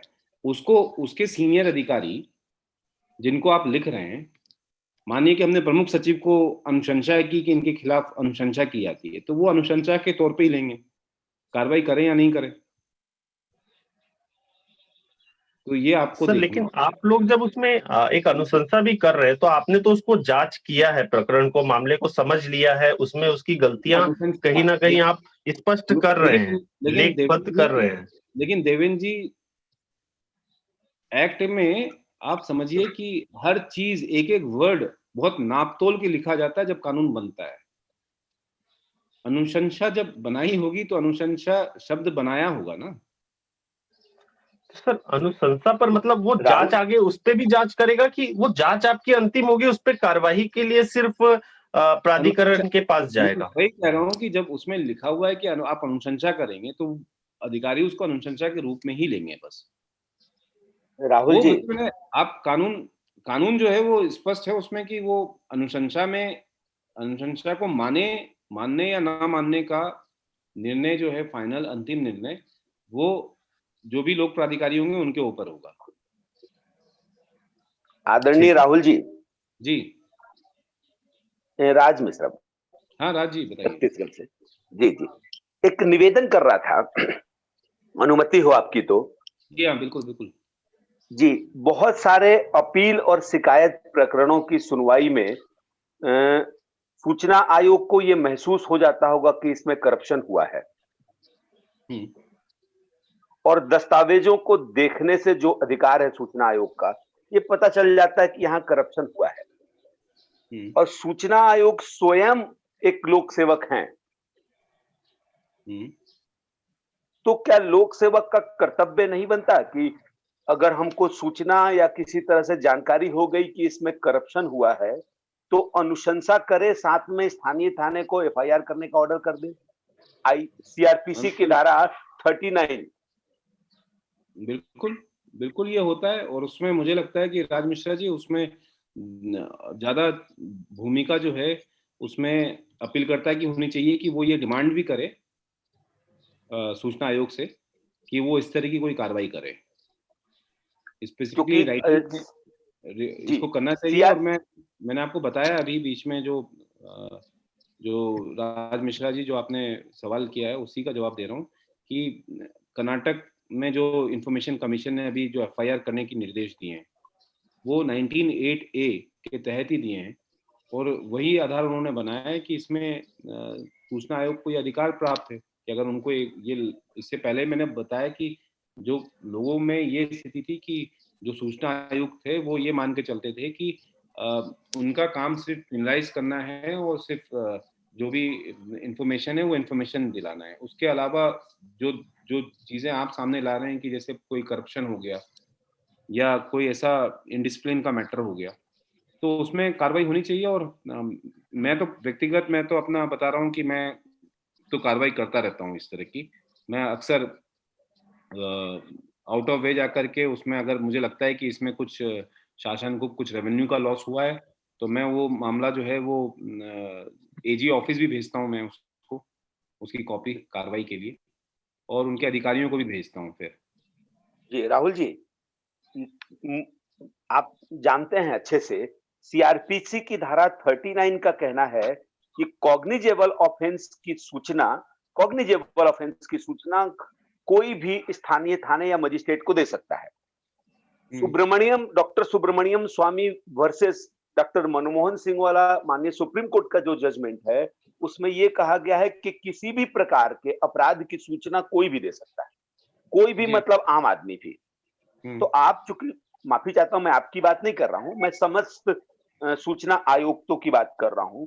जब सुनवाई में उनको पता चल जाता है कि इसमें करप्शन हुआ है, तो मैं ये बेमानी होना पूछना आपसे कि वो लोग क्यों नहीं करते, लेकिन आपसे चूंकि पूरे देश को उम्मीद है, तो हम आपसे उम्मीद कर रहे हैं कि स्वरूप देश का हो सकता है आपसे बदले, तो इस पर थोड़ा सा ध्यान रखें प्लीज।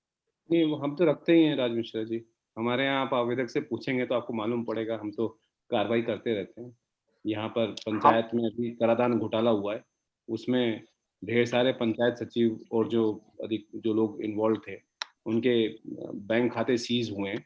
और वो सारी कार्रवाई इसलिए हुई है क्योंकि मैंने प्रमुख सचिव और जो अवर मुख्य सचिव थे यहाँ पर, उनको मैंने आदेशित किया था कि इस मामले में इस तरह का करप्शन सामने आया है।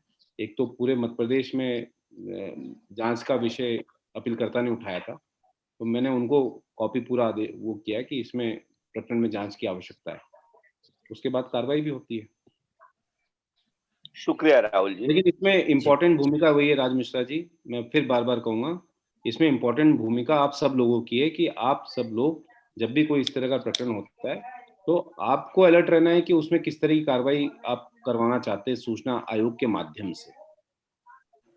तो वो उसमें थोड़ा सा आप लोगों को प्रोएक्टिव होकर के काम करना होगा।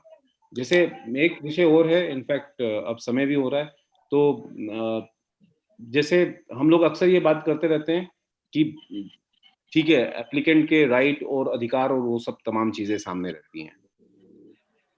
आज मैं सुनवाई भी करूंगा, फेसबुक पर लाइव सुनवाई भी होगी। इससे पहले मैंने सुनवाई कर चुका हूं इस मामले में। एक एप्लीकेंट है, उन्होंने एफिडेविट दे दिया मुझे जब सुनवाई हो रही थी, पिछली सुनवाई हुई 3-4 दिन पहले, तो 3 साल से उनको जानकारी नहीं मिली थी। मैंने फोन पर पहले उनसे बात की, मैंने कहा कि भाई 3 साल पुराना मैटर है, अब आप क्या सही में अभी भी आप इच्छुक हो इतना, क्योंकि एक प्रोसेस हमें फिर शुरू करना पड़ेगा पूरा। अगर जानकारी बहुत सही में इम्पोर्टेंट है, क्योंकि इसमें अब पेंडेंसी की वजह से ये तो सही है कि अपीलकर्ताओं को जानकारी सही समय पर नहीं मिल पाई है। तो मैंने कहा कि अब आप मुझे बता दें, अगर आप बहुत इच्छुक हैं तो हम इसमें कार्रवाई करते हैं और इसमें जानकारी आपको दिलाई जाएगी। तो उन्होंने कहा कि नहीं साहब, बहुत जानकारी मेरे इम्पोर्टेंट है और आपको ये, आप इसको दिलवा दीजिए, ये तो बहुत उल्लंघन हुआ है। मैंने कहा ठीक है। नेक्स्ट टाइम जब हियरिंग हुई तो वो अधिकारी जो हैं वो हमारे सामने आए, वो मतलब इस पर फोन पर, हम फोन पे ही हियरिंग करते हैं, तो फोन पर जब हियरिंग हो रही थी तो उस अधिकारी ने हमसे कहा कि भाई ये इसमें हमने जानकारी जो भी थी हमने दे दी और गलती हो गई है और इसमें क्षमा कीजिए। अपीलकर्ता जो हैं वो तुरंत बोले कि मैं सर संतुष्ट हूँ, मैं तो जानकारी तो मुझे पूरी मिल गई, संतुष्ट हूँ और मैं कोई कार्रवाई भी नहीं चाहता हूँ। और हाँ, अब ये सवाल ये है कि सूचना आयोग को, जब हम लोग सारे सूचना आयुक्त बैठते हैं तो मैं आपको एक अंदर की बात बताता हूँ कि हम लोग ये जो संतुष्टि का जो प्रमाण पत्र है उसकी पीछे की कहानी भी पूरी जानते हैं कि संतुष्टि का प्रमाण पत्र कब मिलता है और कैसे मिलता है। तो तुरंत जो अधिकारी थे उन्होंने भी कहा कि हाँ साहब, इन्होंने तो एफिडेविट दे दिया है कि ये कोई कार्रवाई नहीं चाहते हैं। तो मैंने उसमें फिर उनको एससीएन जारी किया है 25,000 के जुर्माने का, और आज मैं सुनवाई करूंगा उस मैटर में, और लाइव सुनवाई होती तो सबके सामने ही होगी। अब मेरा ये मानना है कि इस प्रकरण में आप अगर, मतलब मैंने सिर्फ इस आधार पर कि एप्लीकेंट ने बाद में कह दिया है कि वो संतुष्ट हैं और कोई कार्रवाई नहीं चाहते हैं, तो क्या कार्रवाई होनी चाहिए या नहीं होनी चाहिए? बिल्कुल होनी चाहिए सर, क्योंकि आपके पास मामला आ चुका है, आयोग इसको जांच कर रहा है। जो चीज आपके जांच विचाराधीन में है उस पे तो निर्णय होना चाहिए अंतिम। राहुल जी, मेरा सोचना है इस संबंध में। जी मिश्रा जी कहें। जी राहुल जी, मेरा सोचना है इसमें कि यदि जानकारी, वो व्यक्ति संतुष्ट हो गया है और जानकारी 30 दिन के बाद मिली है, तो उस व्यक्ति से भी जाना चाहिए। 3 साल, क्या बात है, क्या बात है। तो ऐसे 3 साल बाद मिली है और वो संतुष्ट हो गया और उसको कार्रवाई भी नहीं चाहिए। कम से कम 3 साल का क्षतिपूर्ति तो उसको मांगना चाहिए। और यदि उसके बाद भी नहीं मांगता है, तो आप जिस संस्था से जानकारी मांगा है, उसी संस्था को या पुलिस को कृपया करके निर्देशित कर दें कि वो इस संतुष्टि के पीछे का कारण क्या है। यदि आप ऐसा कर देंगे तो हम सभी लोगों का के ऊपर बहुत बड़ी कृपा होगी। हम सब लोग बदनाम हो रहे हैं ऐसे संतुष्टि के कारणों से। अगर जानकारी 3 साल बाद मिल गई तो संतुष्टि कैसे हुई उसको? वो क्षतिपूर्ति 3 साल का क्यों नहीं मांग रहा है? आप भी समझते हैं राहुल जी और हम भी समझते हैं। हमारे यहाँ मैंने उनको छत्तीसगढ़ में मैंने उनको यही बोला, मैंने कहा कि ये जो आपकी एकाएक जानकारी मिलने के बाद आपकी जो सद्भावना अधिकारी के लिए पैदा हुई है, तो मैंने कहा कि अगर आपको ऐसी ही सद्भावना अगर आपको दिखानी है और सच्ची सद्भावना दिखानी है, तो जो इनको 25,000 का जुर्माना मैं लगाने वाला हूँ, वो राशि आप दे दीजिए।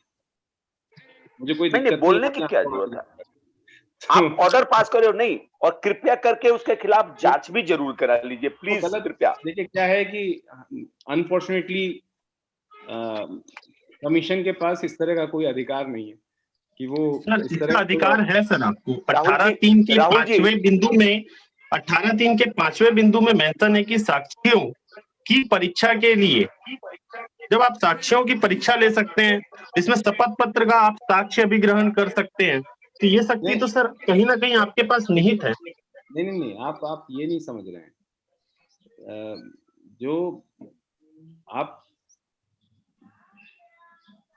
जो अपीलकर्ता के खिलाफ एक्शन की बात कर रहे हैं, वो नहीं हो सकता है। वो एक्ट में आप देखिए, जो आप एक्ट में पावर क्या है आपके पास, वो act is silent about that. इस तरह का कोई भी मामला सामने आ जाए, आप एक्ट में आप ज्यादा से ज्यादा आप मतलब कमेंट कर सकते हैं अपने ऑर्डर में, लेकिन आई डोंट थिंक मतलब माफी चाहता हूँ राहुल जी, माफी चाहता हूँ कि एक्ट में तो कहीं लिखा भी नहीं है कि फेसबुक पर लाइव सुनवाई होगी। नहीं, ऐसे अपीलार्थियों को, शिकायतकर्ताओं का मनोबल तोड़ना चाहिए। मैं एक बताता हूँ आपको, एक्ट में क्या लिखा हुआ है। एक्ट में कानून के इसमें नियम में ये लिखा हुआ है कि सुनवाई जो है वो सामने होगी, जो फैसला है वो सामने सुनाया जाएगा। ये है कि नहीं है, नियम में है कि नहीं है? बिल्कुल। और ये अक्सर कई मामलों में फैसला सामने नहीं सुनाया जाता है। इवन मैंने देखा है सेंट्रल इंफॉर्मेशन कमीशन के इसमें भी ये कहा जाता है कि appropriate order will be passed. जी, वो इसका मतलब ऑर्डर प्रिजर्व करते हैं वो। हाँ, इसका मतलब वो लोग ऑर्डर प्रिजर्व कर रहे हैं। वही मैं कह रहा हूँ, appropriate order will be passed, जबकि नियम में लिखा हुआ है कि उसको सामने सुनाया जाएगा। अब बात ये है कि बात ट्रांसपेरेंसी की है, और मैं इसीलिए मैं हमेशा ना इंटेंट के हिसाब से चलता हूँ एक्ट के। तो एक्ट का इंटेंट बहुत क्लियर है कि मैंने जब ये फेसबुक पर अपनी सुनवाई को लाइव करने का निर्णय लिया, तो उसके पीछे दो चीजें मुख्य थी। एक तो ये कि ये जो पक्षपातपूर्ण का जो ये आरोप लगता है कि भाई सूचना आयोग जो है निर्णय लेते हैं और उस निर्णय का आधार क्या होता है उसका कुछ पता नहीं होता, या तो इन्फ्लुएंस हो जाते हैं अधिकारियों से। दूसरा, अधिकारी भी कई बार बोलते हैं कि साहब मुझे नहीं सुना गया और मेरी बातों को नहीं देखा गया। तो ये जो स्थिति बनती है उसमें क्लैरिटी होनी चाहिए। दूसरा, उसमें क्या हर्जा है अगर हमें ट्रांसपेरेंसी वॉचडॉग बोला जाता है, तो ये ट्रांसपेरेंसी वॉचडॉग अगर खुद अगर अपने काम को ही और ट्रांसपेरेंट कर दे, ये तो होना चाहिए। और ये बहुत समय से जुडिशरी के लिए तो बहुत समय से उनके लिए तो पहले ही काफी पहले से ये चल रहा था कि कोर्ट की कार्रवाई को उसको सबके सामने किया जाए। बहरहाल ये, और दूसरा फिर मेरा ये था कि जब आप हियरिंग प्रोसेस देखते हैं तो उससे अवेयरनेस आती है, आपको मालूम होता है कि ये क्या कार्रवाई होती है और किस तरह की कार्रवाई होती है और उसमें कौन सी धाराओं का उल्लंघन हो रहा है। एक अवेयरनेस बनती है। हम ये सूचना का अधिकार कानून आया क्यों है? ये आया है आम जनता को अवेयर करने के लिए। ये इसलिए आया है कि हमारे पास इन्फॉर्म्ड सिटीजन्स हों, इस देश के नागरिक इन्फॉर्म्ड हों, ताकि वे जो निर्णय ले वो देश हित में हो और इन्फॉर्म्ड डिसीजन ले। तो इसीलिए इस आधार को हमने बनाते हुए इसमें कार्रवाई करते हैं, जी मतलब सर। अभी सर राहुल जी, जीपीआरएस महाविद्यालय से रजिस्ट्रार और पीआईओ नवीन अग्रवाल जी हैं हमारे साथ। उनका जी। कोई प्रश्न है, इन्हें भी सुनते हैं हम इनके प्रश्न को। जी नवीन जी, आपका कोई प्रश्न था? हाँ जी राहुल जी, बहुत बहुत धन्यवाद। मैंने पहले भी आपके सेशन अटेंड किए हैं। आप बहुत अच्छा कार्य कर रहे हैं, आउट ऑफ वे जाकर भी कार्य करते हैं। जहाँ कहीं आयुक्त सुनवाई नहीं कर रहे हैं, आप ऑनलाइन सुनवाई कर रहे हैं कि जल्दी से जल्दी लोगों को न्याय मिल सके। मेरा प्रश्न यह है कि एक तो मैं आरटीआई कार्यकर्ता भी हूँ, नागरिक हूँ, साथ में मैं पीआईओ की भी जवाबदारी निभा रहा हूँ, दोहरी जवाबदारी मुझ पर है। मेरा एक प्रश्न छोटा सा ये था कि सभी के लिए इसमें समय सीमा निश्चित है कि आवेदक को अपील कितने दिन में करना है, या फिर पीआईओ को डिसीजन कितने दिनों में लेना है, प्रथम अपील अधिकारी को प्रथम अपील का निर्णय कितने दिनों में लेना है ना, और नागरिक सेकंड अपील में कितने दिन के अंदर जा सकता है, ये सब चीजें दी हुई है। और आप आउट ऑफ वे जाके जैसे कहीं ऐसा नहीं भी लिखा हो कि प्रथम अपील अधिकारी पर कोई कार्रवाई की जाए, ऐसा कहीं इसमें प्रावधान नहीं है, फिर भी आप उसका हम लोग अर्थ निकाल के बहुत अच्छा कार्य कर रहे हैं कि आउट ऑफ वे जाके भी कार्रवाई करते हैं। अब होता क्या है कि कई बार ऐसा होता है कि पीआईओ ने कोई डिसीजन लिया कि ये इंफॉर्मेशन नहीं देनी चाहिए, अपने विवेक बुद्धि के आधार पर प्रथम अपील में जाता है नागरिक आवेदक, प्रथम अपील अधिकारी भी उससे सहमत होता है कि भाई पीआईओ ने सही डिसीजन लिया, हम उसके साथ है। कई बार ऐसा भी होता है कि फिर द्वितीय अपील में जब मामला जाता है, आयोग भी उससे सहमत होते हैं कि नहीं भाई पीआईओ ने जो निर्णय लिया है वो न्याय संगत है और ये सूचना नहीं दी जानी चाहिए, जो भी जिस भी वजह से, इस एग्जम्पशन की वजह से। वो प्रकरण जब हाई कोर्ट या सुप्रीम कोर्ट में जाता है तो वो कोर्ट ठहराती है कि भी पीआईओ ने जो डिसीजन लिया था वो गलत लिया था, उन्होंने सूचना दी जानी चाहिए। अब इसमें क्या होता है, जिम्मेदार अकेला पीआईओ को ठहराया जाता है, जबकि उसी की बात को समर्थन प्रथम अपील अधिकारी ने भी किया और कहीं ना कहीं सूचना आयोग ने भी किया। तो पेनल्टी जैसी जो कार्रवाई होती है उसके लिए अकेले पीआईओ को जवाबदार समझा जाता है। ठीक है, एक ये हो गया। और दूसरा है सर, एक और साथ में मैं बोल रहा था, दूसरा ये है कि यदि वो विलंब से सूचना दे रहा है, 30 दिन में सूचना देनी थी, मान लीजिए उसने 50 दिन में दिया है ना, उसके ऊपर पेनल्टी का प्रोविजन है, लेकिन वही अपीली अधिकारी के पास जब जाता है आवेदक, वो अपील सुनवाई नहीं करते हैं, बिना सुनवाई के उनको सेकंड अपील में जाना पड़ता है समय निकलने के बाद में। तो अपील अधिकारी पे कोई पेनल्टी का प्रोविजन नहीं है, फिर भी आप जैसे जो है मतलब सूचना आयोग वो कम से कम उसमें कुछ कार्रवाई करते हैं कि भाई आउट ऑफ वे जाके भी कार्रवाई कर लेते हैं।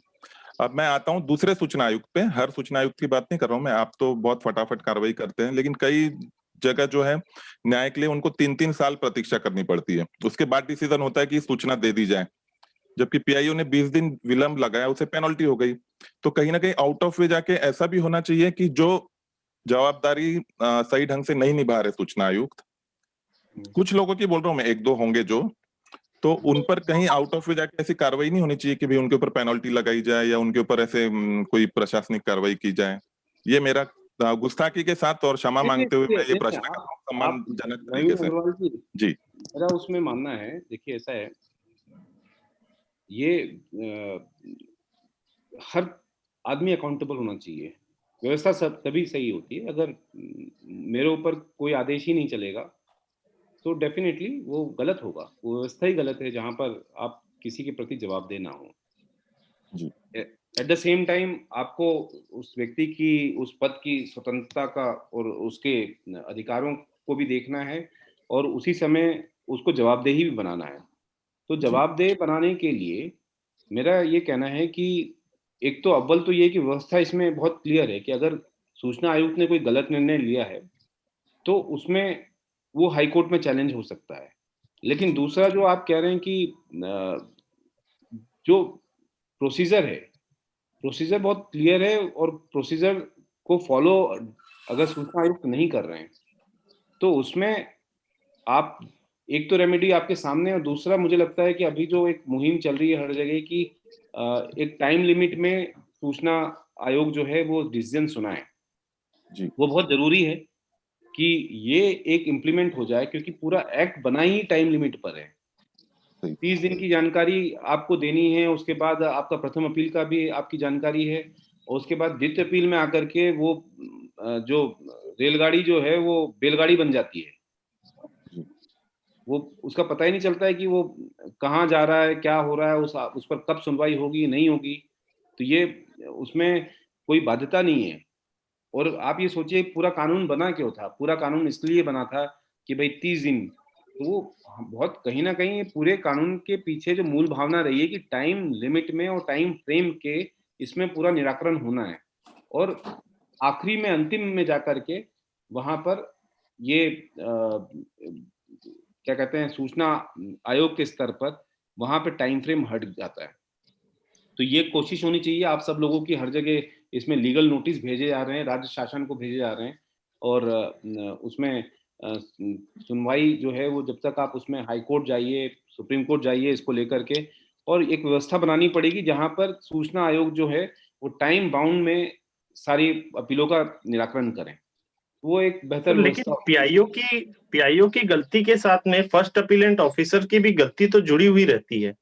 नहीं, नहीं, वो सिर्फ पीआईओ को एक्ट में जिम्मेदार बनाया गया, लेकिन उसके गलत डिसीजन वही पर मैं कह रहा हूँ, फर्स्ट वही मैं कह अपीलेंट रहा हूँ। ऑफिसर ने जो कवर किया है उसके लिए कैसे करें? नहीं, मैंने देखिए, मैं तो जो मैं कर रहा हूँ, मैं तो अपनी तरफ से मैं आपको बता सकता हूँ। मैं उसमें यही कर रहा हूँ कि मेरा ये मानना है कि ये डेरिलेक्शन ऑफ ड्यूटी का मामला है। धारा 19 में स्पष्ट है कि जो प्रथम अपील अधिकारी है वो कितने दिन में अपील की सुनवाई करते हैं। धारा 19 के को लेकर के फीस अपील अधिनियम नियम बने हुए हैं। नियम में भी स्पष्ट है, शासन के, राज्य शासन के नियम है, उसमें भी स्पष्ट है कि प्रथम अपील अधिकारी को कब इसमें सुनवाई करनी चाहिए और कितने दिन में सुनवाई करनी चाहिए और क्या प्रोसेस होगा, प्रोसेस डिफाइन है। तो ये एक उनके ऊपर बाइंडिंग है, ये एक एक्ट है और इसका उल्लंघन वो लोग कर रहे हैं, अपने कर्तव्यों की अवहेलना कर रहे हैं। तो वहां मैं तो इसको डिलेक्शन ऑफ ड्यूटी मानते हुए प्रथम अपील अधिकारी को नोटिस भेजता हूं, उनके खिलाफ कार्रवाई के लिए लिखता हूं। तो ये जी एक व्यवस्था है। लेकिन मेरा कहना है कि देखिए, कानून में कई चीजें जो होती हैं, जो आप अब इतने साल हो गए इस कानून में, वो उसको और सशक्त बनाने के लिए उसमें इस तरह की चीजें चैलेंज होनी चाहिए, व्यवस्था भी होनी चाहिए, जी डिमांड करना चाहिए, आपको एक्शन डिमांड करना चाहिए प्रथम अपील अधिकारी के जी अगेंस्ट। आप लोगों को भी लिखना चाहिए कि आप, मेरा ये कहना है कि एज अ एप्लीकेंट जब आपको लगता है कि प्रथम अपील अधिकारी ने वॉल्यूशन किया है, आप उसके अधिकारी को चिट्ठी क्यों नहीं लिखते कि इनके द्वारा कोई सुनवाई नहीं की जाती, इनके द्वारा कर्तव्य की अवहेलना की जाती है और ये डिलेक्शन ऑफ ड्यूटी का मामला है, सिविल सेवा आचरण नियमों के विपरीत है और इस तरह से इनके खिलाफ ये शिकायत मैं कर रहा हूँ, इनके खिलाफ एक्शन लिया जाए। एक जी अलग से भी शिकायत करिए उनके खिलाफ। बिल्कुल सर। सर जी जब पीआईओ स्थानांतरित हो जाए तब तो ठीक है, लेकिन जब वो रिटायर्ड ही हो जाए मामले के आयोग में पहुंचते तक, तब कार्रवाई किस पर होगी और क्या नहीं, करना चाहिए आयोग मैंने को? तो रिटायर्ड लोगों पर भी कार्रवाई की और हमारे यहाँ तो अभी परसों ही हमारे यहाँ कोई जो जुर्माना मैंने लगाया तो जुर्माना जमा करने आए हैं, रिटायर्ड लोग भी आते हैं। जी मैं जी उसमें मेरा एक तीन सर साल, एक ये देखिए, क्वेश्चन। इसमें ये रहता है कि एक हाई कोर्ट का एक निर्णय था, मेरे ख्याल से वो शायद 4 साल का वो है। अगर जी रिटायरमेंट होने के 4 साल हो जाते हैं तो उसके बाद अ, एक पर्टिकुलर मामले में कि ये आया था, कहीं हाई कोर्ट का ही मैटर था और उसमें ये था कि रिटायरमेंट होने के 4 साल बाद उसकी रिस्पॉन्स अकाउंटेबिलिटी बनती नहीं है। तो 4 साल तक तो हम मान के चलते, हमने उसको ही आधार बनाया कि 4 साल तक, इसलिए सूचना आयोग में मैंने खुद उसको आधार बनाया कि इससे इसमें इसके अगर अंदर टाइम फ्रेम में अगर सामने आ जाता है तो उसमें फिर हम उसमें कार्रवाई करते हैं। मैं फिर उसमें जो उनके पेंशन वाले इसमें वहां भी लिखता हूँ कि भाई इनकी पेंशन जो है वो रोकी जाए जी और जब तक ये क्लियरेंस यहाँ से नहीं लेते हैं, अपना जी शास्त्री जमा नहीं करते हैं, तो उसमें करते हाँ, हैं। दूसरा नवीन अग्रवाल जी सर, का क्या ये इस पीआईओ जी को सर दोष भी क्या नहीं इस कार्यक्रम को और बढ़ाया जा सकता है अगर आप अनुमति दे तो, क्योंकि समय हो गया है। आप है। जैसा कहेंगे वैसा होगा। समय हो गया तो मुझे आज्ञा दीजिए देवेंद्र अग्रवाल जी। सर जी एक क्वेश्चन तो और था सर, सर, सभी सभी एक क्वेश्चन सभी सर। सर साथियों सर को जो मेरा है, एक क्वेश्चन था। मेघराज जी, हेलो हमारे साथ जो राहुल है, सर। मैं आपको सभी लोगों को एक मिनट बताना चाहता हूँ, राहुल जी हर रविवार को हमारे साथ जुड़े रहते हैं। हमारे एमपी में शिवानंद जी जो है हमेशा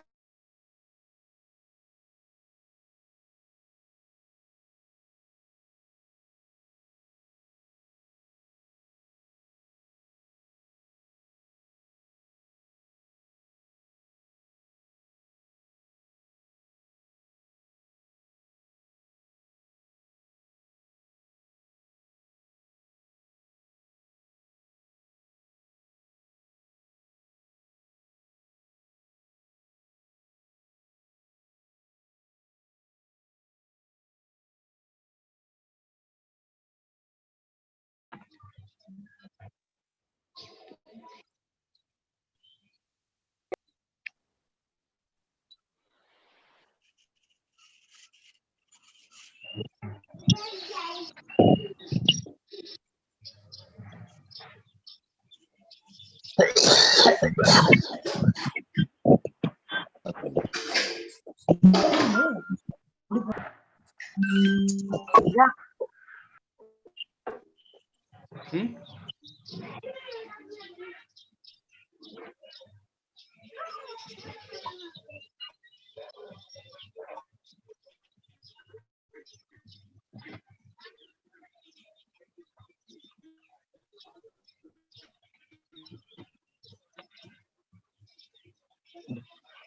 मैं सभी साथियों को मैं यही बताना चाह रहा था कि हर रविवार हमारे साथ में जुड़े रहते हैं सूचना आयुक्त जी शिवानंद जी। हर रविवार को हमारी कार्यशाला लेते हैं। उस कार्यशाला में कोई भी मित्र किसी भी विषय पर सवाल जनरली कर पाता है और वहां पर हमारे पास पर्याप्त समय भी होता है रविवार के दिन के कारण, तो वह अपने प्रश्नों को वहां पर भी पूछ सकते हैं। हमने कोशिश की आज के समय पर कि हम महत्वपूर्ण सभी सवालों को ले लें। हमने चैट में भी जो सवाल आ रहे थे, उन सभी सवालों को हमने अधिक से अधिक लेने की कोशिश की है ताकि आप लोगों के सवाल उसी जवाब से निराकृत हो जाएँ।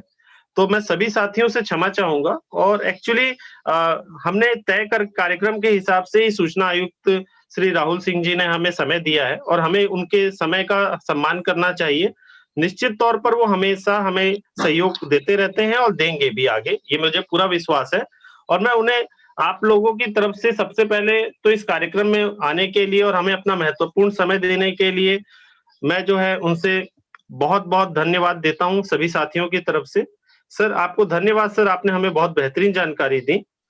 शुक्रिया और देवेंद्र जी। इनफैक्ट मैं एक छोटी सी चीज में बीच में रह गई थी, वो मिस्टर नवीन अग्रवाल ने इसमें एक सवाल पूछा था कि पीआईओ ही दोषी क्यों होते हैं।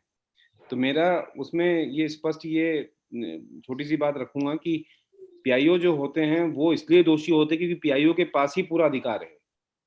पीआईओ को इस एक्ट में काफी पावरफुल बनाया गया है। पीआईओ के पास वो अधिकार है जो किसी के पास नहीं है। आप अगर चाहें तो आप अगर चीफ सेक्रेटरी को भी लिख सकते हैं कि आप ये इसका अनुरोध किया जाता है कि जानकारी आप दी जाए, या आप अगर लिख देते हैं कलेक्टर को भी कि ये जानकारी आप दें, या प्रमुख सचिव को भी लिख देते हैं कि ये जानकारी आप दिलवाने का कष्ट करें। तो वो अधिकारी आरटीआई एक्ट के तहत धारा 5(4) में डीम्ड पीआईओ बन जाता है। तो ये अधिकार है पीआईओ का, ये और कोई नहीं बना सकता है। इसीलिए सारी रिस्पॉन्सिबिलिटी अकाउंटेबिलिटी पीआईओ की तय होती है, एफएओ की नहीं तय होती है। जी धन्यवाद, बहुत बहुत धन्यवाद राहुल जी। मैंने ये प्रश्न भी आपसे इसलिए पूछा कि मुझे पता है कि आपसे किसी भी तरह का प्रश्न पूछो तो जवाब जरूर मिलता है और मुझे यही अपेक्षा थी। आपकी आज्ञा हो तो एक प्रश्न नहीं है, एक थोड़ा सा मैं चाहता था कि एक धारा 19(9) पे आप प्रकाश थोड़ा सा डालें। वो थोड़ा सा हमें समझने में दिक्कत हो रही थी। धारा 19(9) में ये लिखा है कि यथा स्थिति केंद्रीय सूचना आयोग या राज्य सूचना आयोग शिकायतकर्ता और लोक प्राधिकारी को अपने विनिश्चय की जिसके अंतर्गत अपील का कोई अधिकार भी है सूचना देगा। यानी द्वितीय अपील का जो ये आयोग जो निर्णय ले रहे हैं उसमें कोई अपील का प्रावधान है कि उसकी भी सूचना देगा, ऐसा मुझे उसका अर्थ समझ में, उस पे थोड़ा सा आप स्क्रीन पे आपके सामने है। ये अपील की सूचना देगा। तो यथास्थिति सूचना आयोग शिकायतकर्ता और लोक प्राधिकारी को अपने विनिश्चय की जिसके अंतर्गत अपील का कोई अधिकार भी है, तो जो भी डिसीजन होता है उसकी सूचना देगा। और अगर मान लीजिए कि जिसमें अगर आप जो ये एक्ट है कि जैसे आप अगर किसी आरटीआई एप्लीकेशन का अपील का आप निराकरण कर रहे हैं, तो उसमें आप कोई फैसला अगर लेने वाले हैं, क्योंकि उसमें अधिकार तो शिकायतकर्ता अपीलकर्ता का भी है जी, और लोक प्राधिकारी का भी है सुनने का, क्योंकि वो उसके तहत वो आएंगे। और ऐसा तो नहीं हो सकता है कि बिना सुने बिना सुनवाई का अवसर दिए वहां पर अपना फैसला सुना दे। तो इसीलिए इसमें ये प्रावधान दिया गया है कि उसकी सूचना वो दी जाएगी। इस संबंध में सर मैं कुछ बोलना चाहूंगा। जैसे सर कारण बताओ नोटिस देते हैं आप लोग, तो हमें उसकी भी सूचना देते हैं आप। हाँ देते हैं। तो ये शायद इस नियम का होगा। हाँ ये देखिए, ये मतलब आप कोई भी अपील प्रोसेस आप कर रहे हैं तो उसमें बेसिकली यही है कि आप उसका जो भी आप निर्णय है और जिसके अंतर्गत वो कोई जिसके अंतर्गत इनको अपील का कोई अधिकार जो प्राप्त होता है, वो उसके तहत आप कोई कार्रवाई करते हैं, तो उसमें जो दोनों पक्ष हैं, उन दोनों पक्ष को आप सूचित करेंगे और उस हिसाब से कार्रवाई करेंगे। कुल मिलाकर के ये है कि जो प्रोसेस है, प्रोसेस ट्रांसपेरेंट रहे। ये है कि सर आप इसी ऐसा संबंध में नहीं उत्तर प्रदेश में भी एक मामला आ रहा है। वहां जी, पे ये मामला सुनने में आ रहा है कि बिना सुने ही अपीलार्थी और शिकायतकर्ता को वो प्रकरण निराकृत कर दिया गया और उस पर इस तरीके की आपत्ति दर्ज करने पर उसे पुनः सुना जा सकता है। ऐसा क्या ये सही है? देखिए अगर ये मेरा ये कहना है कि ये रिव्यू का कोई इसमें आधार नहीं बनता है, लेकिन मेरा कहना है कि टेक्निकल ग्राउंड पर एक्ट में कहीं नहीं लिखा है कि रिव्यू करेगा आयोग अपने आदेश को। एक बार आदेश आपने समाप्त कर दिया है तो रिव्यू का तो कुछ प्रोविजन नहीं है। लेकिन टेक्निकल ग्राउंड, अब मान लीजिए कि सूचना आयोग के इसमें कोई टेक्निकल त्रुटि हो गई है, उसमें अपीलकर्ता ने ने अपना एक आवेदन दिया और किसी और का आवेदन उनके सामने आ गया और उस आधार पर उन्होंने कार्रवाई कर दी कि इसमें हमें जानकारी नहीं चाहिए, अपीलकर्ता ने नहीं दिया था, किसी और की तरफ से वो आवेदन आ गया और वो गलती से उन्होंने मान लिया कि वो अपीलकर्ता की तरफ से आवेदन है और उस पर उन्होंने कार्रवाई खत्म कर दी है। तो उस ग्राउंड पे अगर सामने आ जाता है, एप्लेंट सामने आ जाता है, वो टेक्निकल ग्राउंड बताते हैं कि नहीं मैंने कभी ऐसा नहीं लिखा था, तो डेफिनेट फिर एक ग्राउंड बन जाता है। और या फिर लोक सूचना अधिकारी उसमें दे दे कि जानकारी दी गई थी और उसमें जानकारी ही नहीं मिली है, तो वो भी एक ग्राउंड बनता है। लेकिन उसके लिए मेरा ये मानना है कि अलग धारा 18 में अगर शिकायत करके उसको उस प्रोविजन पर आए तो वो ज्यादा बेहतर एक तरीका होगा उसमें कि धारा 18 के तहत वो शिकायत करें और उसमें फिर कार्रवाई हो अलग से उसको रजिस्टर करके, तो वो सही कानून सम्मत कार्रवाई होगी। तो क्योंकि क्या वो शिकायत 2 बार भी हो सकती है सर? हाँ, शिकायत एक जैसे आपकी अपील चल रही है जी। और आपकी अपील की सुनवाई हुई और उस अपील की सुनवाई के बाद अब वो प्रकरण समाप्त हो गया है, सूचना आयोग ने निर्णय ले लिया है कि ये प्रकरण समाप्त किया जाता है, आप धारा 18 के तहत शिकायत कर सकते हैं जी सर। उसमें, उसी सर प्रकरण में इस आप टॉपिक शिकायत को कर आपने सर कवर सर करवाया। इस सर टॉपिक को कवर सर करवाने के लिए जो है हम बहुत शुक्रगुजार हैं सर आपके। और सर एक आपसे निवेदन है कि जी 12 अक्टूबर को हमारा सूचना का अधिकार दिवस है। इस सूचना जी के अधिकार दिवस में आप सिर्फ 5 से 10 मिनट, 15 मिनट जो आपको उचित लगे, हम एक कार्यक्रम रखेंगे। उसमें हम चाहेंगे कि हमारे जितने प्रशिक्षक या जो अतिथि आए हैं, वो सिर्फ 10, 5 मिनट, 15 मिनट जो उनको उचित लगे आके अपने कुछ 5 मिनट के स्पीच देके जाएँ सूचना अधिकार दिवस के दिन। अगर आप इस मंच से इस निवेदन को स्वीकार कर लें तो बहुत आभार होगा।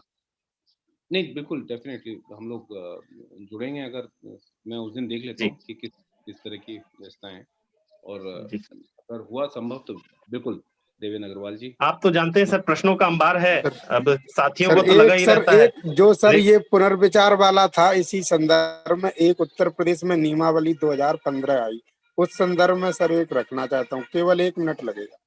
जी बता दीजिए। सर जैसे जो अधिसूचना संख्या 544 के तहत 2015 में नियमावली आई, उसमें नियम संख्या 12 के तहत हम पुनर्विचार या मतलब आवेदन, जैसे आयोग है, अगर कोई वादी या प्रतिवादी उपस्थित नहीं हुआ, डिसीजन निकल गया, तो अगर रिव्यू पिटीशन में जा सकते जाने का प्रावधान दिया गया है नियम संख्या 12 में। क्या ये किस प्रावधान के तहत है? क्या ये सभी आयोगों में है? नहीं, ऐसा रिव्यू पिटीशन जो है आपने जैसे आप बताया, ये मैंने अभी किसी और आयोग में ऐसी व्यवस्था नहीं देखी है कि जी आप मतलब आप कह रहे हैं कि जो अपील का निर्णय ले चुके हैं उसकी रिव्यू पिटीशन।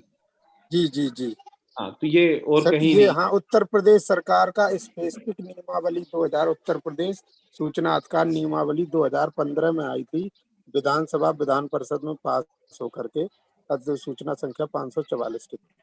नियमों का तो आप कह नहीं सकते क्योंकि आप देखिए नियम कितना कौन पालन करता है वो एक बड़ा विषय है। मतलब मैंने वो इम्प्लीमेंट हो जाए तो देश में व्यवस्था ही सब सही हो जाए। नियम तो बिल्कुल हमारे सर। यहाँ इतने बने हुए हैं। मतलब मध्य प्रदेश सूचना आयोग के इसमें भी एक नियम बना हुआ था जिसमें ये 90 दिन में अपीलीय प्रकरण की सुनवाई का नियम था।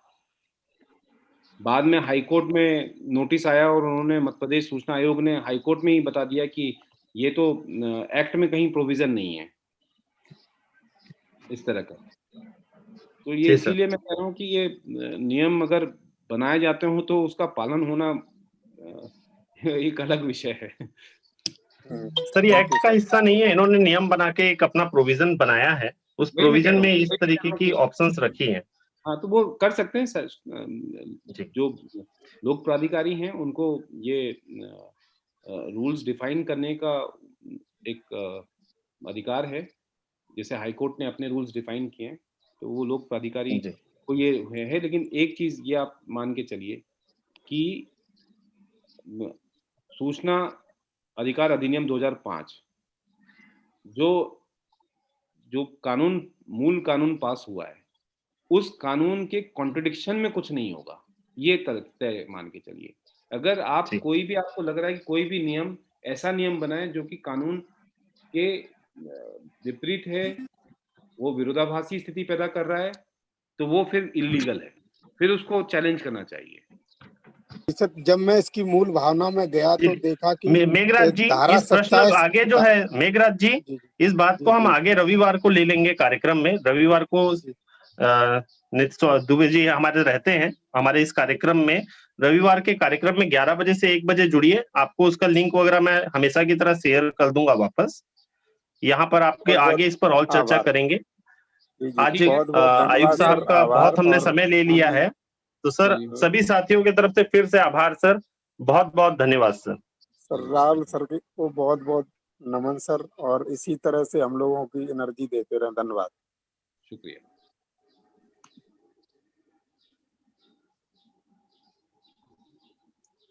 मैं सभी साथियों से माफी चाहूंगा क्योंकि उनसे पहले ही ये तय हो चुका था समय के लिए, और उनसे ज्यादा समय लेने से हमें आगे उनके अनुभव को लेने में दिक्कत हो सकती थी, तो मैं क्षमा चाहूंगा। मैं देवेंद्र सक्सेना जी को जरूर मैसेज किया था, वो बहुत समय से थे, इसलिए मैं उनको दोबारा तीसरी बार जब सेशन में जुड़े तो उनको मैंने इस ऑप्शन पे रखा था, लेकिन वो प्रश्न नहीं किए। खैर बहुत सारी हमें महत्वपूर्ण जानकारी मिली। अगर किसी साथी के मन में कोई असमंजस हो, आपस में चर्चा करके उसको हल करना चाहे तो वो बोल सकता है। हम 5-10 मिनट हम आपस में चर्चा जरूर कर सकते हैं। जी देवेंद्र जी, मेरा एक सवाल था, आपने मुझे लाइन पे भी नहीं लिया, मैंने स्टार्टिंग में कर दिया सर। मैं मेरी मजबूरी को आप समझिएगा। नहीं वो मैं समझ गया, मैं तो एमपी का ही हूँ, लेकिन मेरा सवाल आपने देखा होगा कि कंपनसेशन और मानहानि में क्या डिफरेंस है, ये जानना था। और अगर अपन कंपनसेशन 50 लाख लगाते हैं शिकायत में, तो क्या उसकी कुछ फीस जमा करनी पड़ेगी सर को, जैसे मानहानि में कोर्ट में जमा करना पड़ता है कुछ चीज परसेंटेज? देखिए पहली बात आप इस बात को समझ लीजिए कि मानहानि का कहीं पर भी एक्ट में जिक्र नहीं है। आप क्षतिपूर्ति में उसका आधार बना ले वो बात अलग है, उसको स्वीकार करना या नहीं करना वो आयोग का विवेक है, लेकिन मानहानि का यहाँ पर कहीं कोई उल्लेख नहीं है पूरे एक्ट के अंदर में। क्षतिपूर्ति का है, क्षतिपूर्ति में आपको अपने हुए नुकसान पर आपको अपनी बात रखनी पड़ेगी, उसकी गणना आपको बतानी पड़ेगी कि आप किस तरीके से मान रहे हैं कि आपको क्या क्या नुकसान हुआ है। 50 लाख रुपए मांग रहे हैं मान लो अपन, तो 50 लाख की क्या गणना बताएंगे अपन? आप मांगने के लिए 50 लाख नहीं 50 करोड़ भी मांग सकते हैं। आप अपना जस्टिफिकेशन देते हुए प्रार्थना कर दीजिए।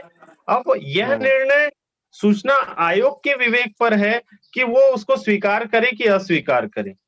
हाँ, तो आपके ऊपर कोई रोक नहीं है कि आप कितना मांग सकते हैं कितना नहीं मांग सकते, लेकिन अगर आप जायज क्षतिपूर्ति डिमांड करेंगे स्पष्ट आधार देते हुए कि आपने ये क्षतिपूर्ति क्यों मांग की है, तो डेफिनेटली आयोग को उस पर सोचना पड़ेगा। अगर आपने क्षतिपूर्ति में कोई राशि की मांगी नहीं की है और उसका आधार ही आपने उसमें उल्लेख नहीं किया है, तो निश्चित तौर पर भी आयोग उस पर कोई विशेष निर्णय नहीं देगा आपको। अच्छा, और जैसे मान लो सर अपन सब ग्राउंड के साथ लिखते हैं 50 लाख, तो उस पर कोई फीस जमा करनी पड़ेगी आयोग को? कोई फीस नहीं लगती क्योंकि फीस नहीं जमा करते। देवेंद्र जी एक छोटा सा प्रश्न है। देवेंद्र जी, एक छोटी सी समस्या आ रही है, एक छोटी सी समस्या आ रही, हम सभी लोगों को नवीन जी आप सुनते रहिएगा, आपको ही महेंद्र जी का जवाब देना है, शायद मैं नहीं दे पाऊंगा। एक बार मैं सबको म्यूट ऑल कर रहा हूँ। महेंद्र जी कहें प्रश्न आप अपना। मेरा सर, सभी जिनके पास भी उस प्रश्न का जवाब हो, मैं सुनने को तैयार हूँ। मेरा प्रश्न ये है कि हमने लोक सूचना अधिकारी को आवेदन किया, उस आवेदन के बाद में कोई कार्रवाई नहीं होती है, तो हम प्रथम अपील अधिकारी को मैं आधार के प्रथम अपील करते हैं। उस आधार के आधार पर ही अगर हम प्रथम अपील अधिकारी के समक्ष उपस्थित नहीं होते हैं, तो क्या वो आधार को मान्य करके अपना डिसीजन देने के लिए बाध्य रहते हैं या बुलाने के लिए बाध्य रहते हैं आवेदक को?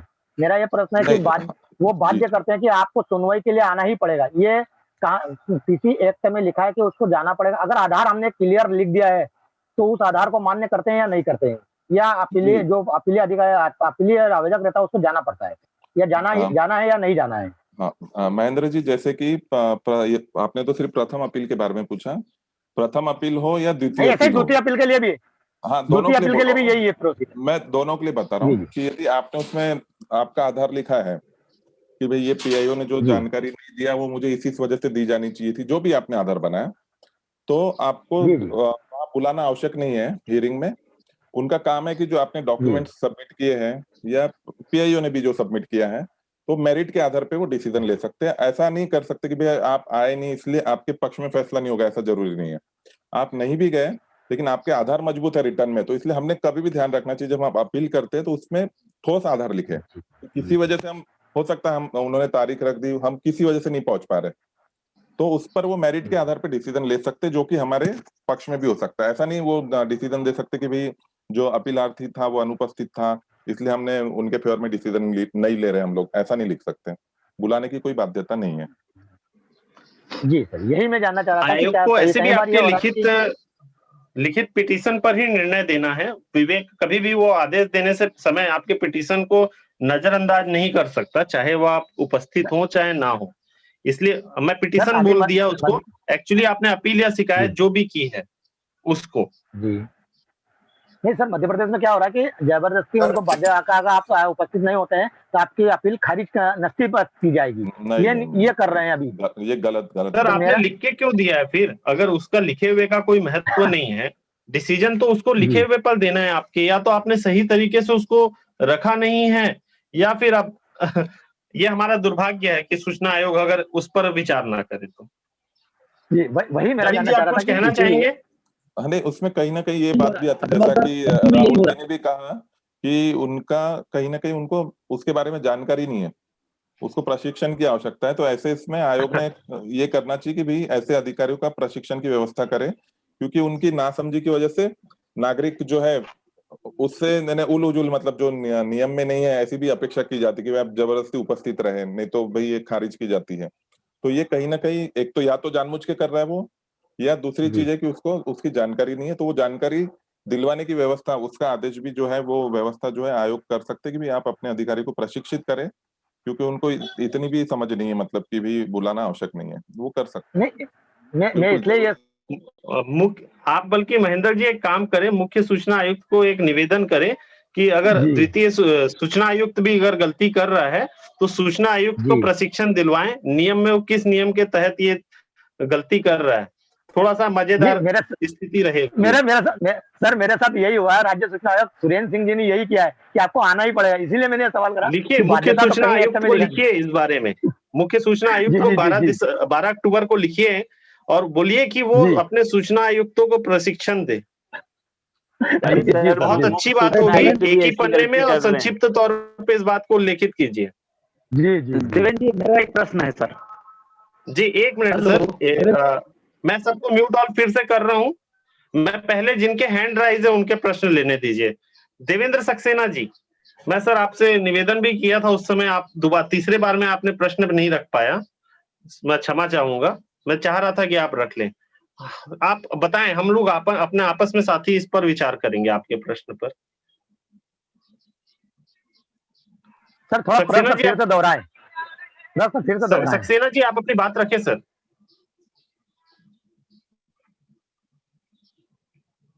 सक्सेना जी, चलिए जब तक सक्सेना जी की आवाज आती है, आवाज नहीं आ रही है तकनीकी कारण से, आती है वैसी हम उनको लेते हैं। धर्मेंद्र कुमार सिंह जी, हेलो। हाँ जी सर, कहें, आवाज आ गई सर, कहें सर। सर मैं धर्मेंद्र। हेलो, हाँ सर, आगे।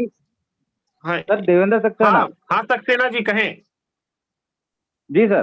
सर मैं ये कहना चाहता हूँ कि जिस तरीके से अभी हमारी चर्चा चल रही थी कि आयुक्त के अंदर हम जाते हैं, वहां जाते हैं और हमारे को प्रथम अपील अधिकारी जो सूचना ही नहीं देता, तो इसके अंदर मेरे पास में अभी मैंने लेटेस्ट ही एक आईपीसी धारा 219 के तहत एक इनको लेटर लिखा है प्रथम अपील अधिकारी को।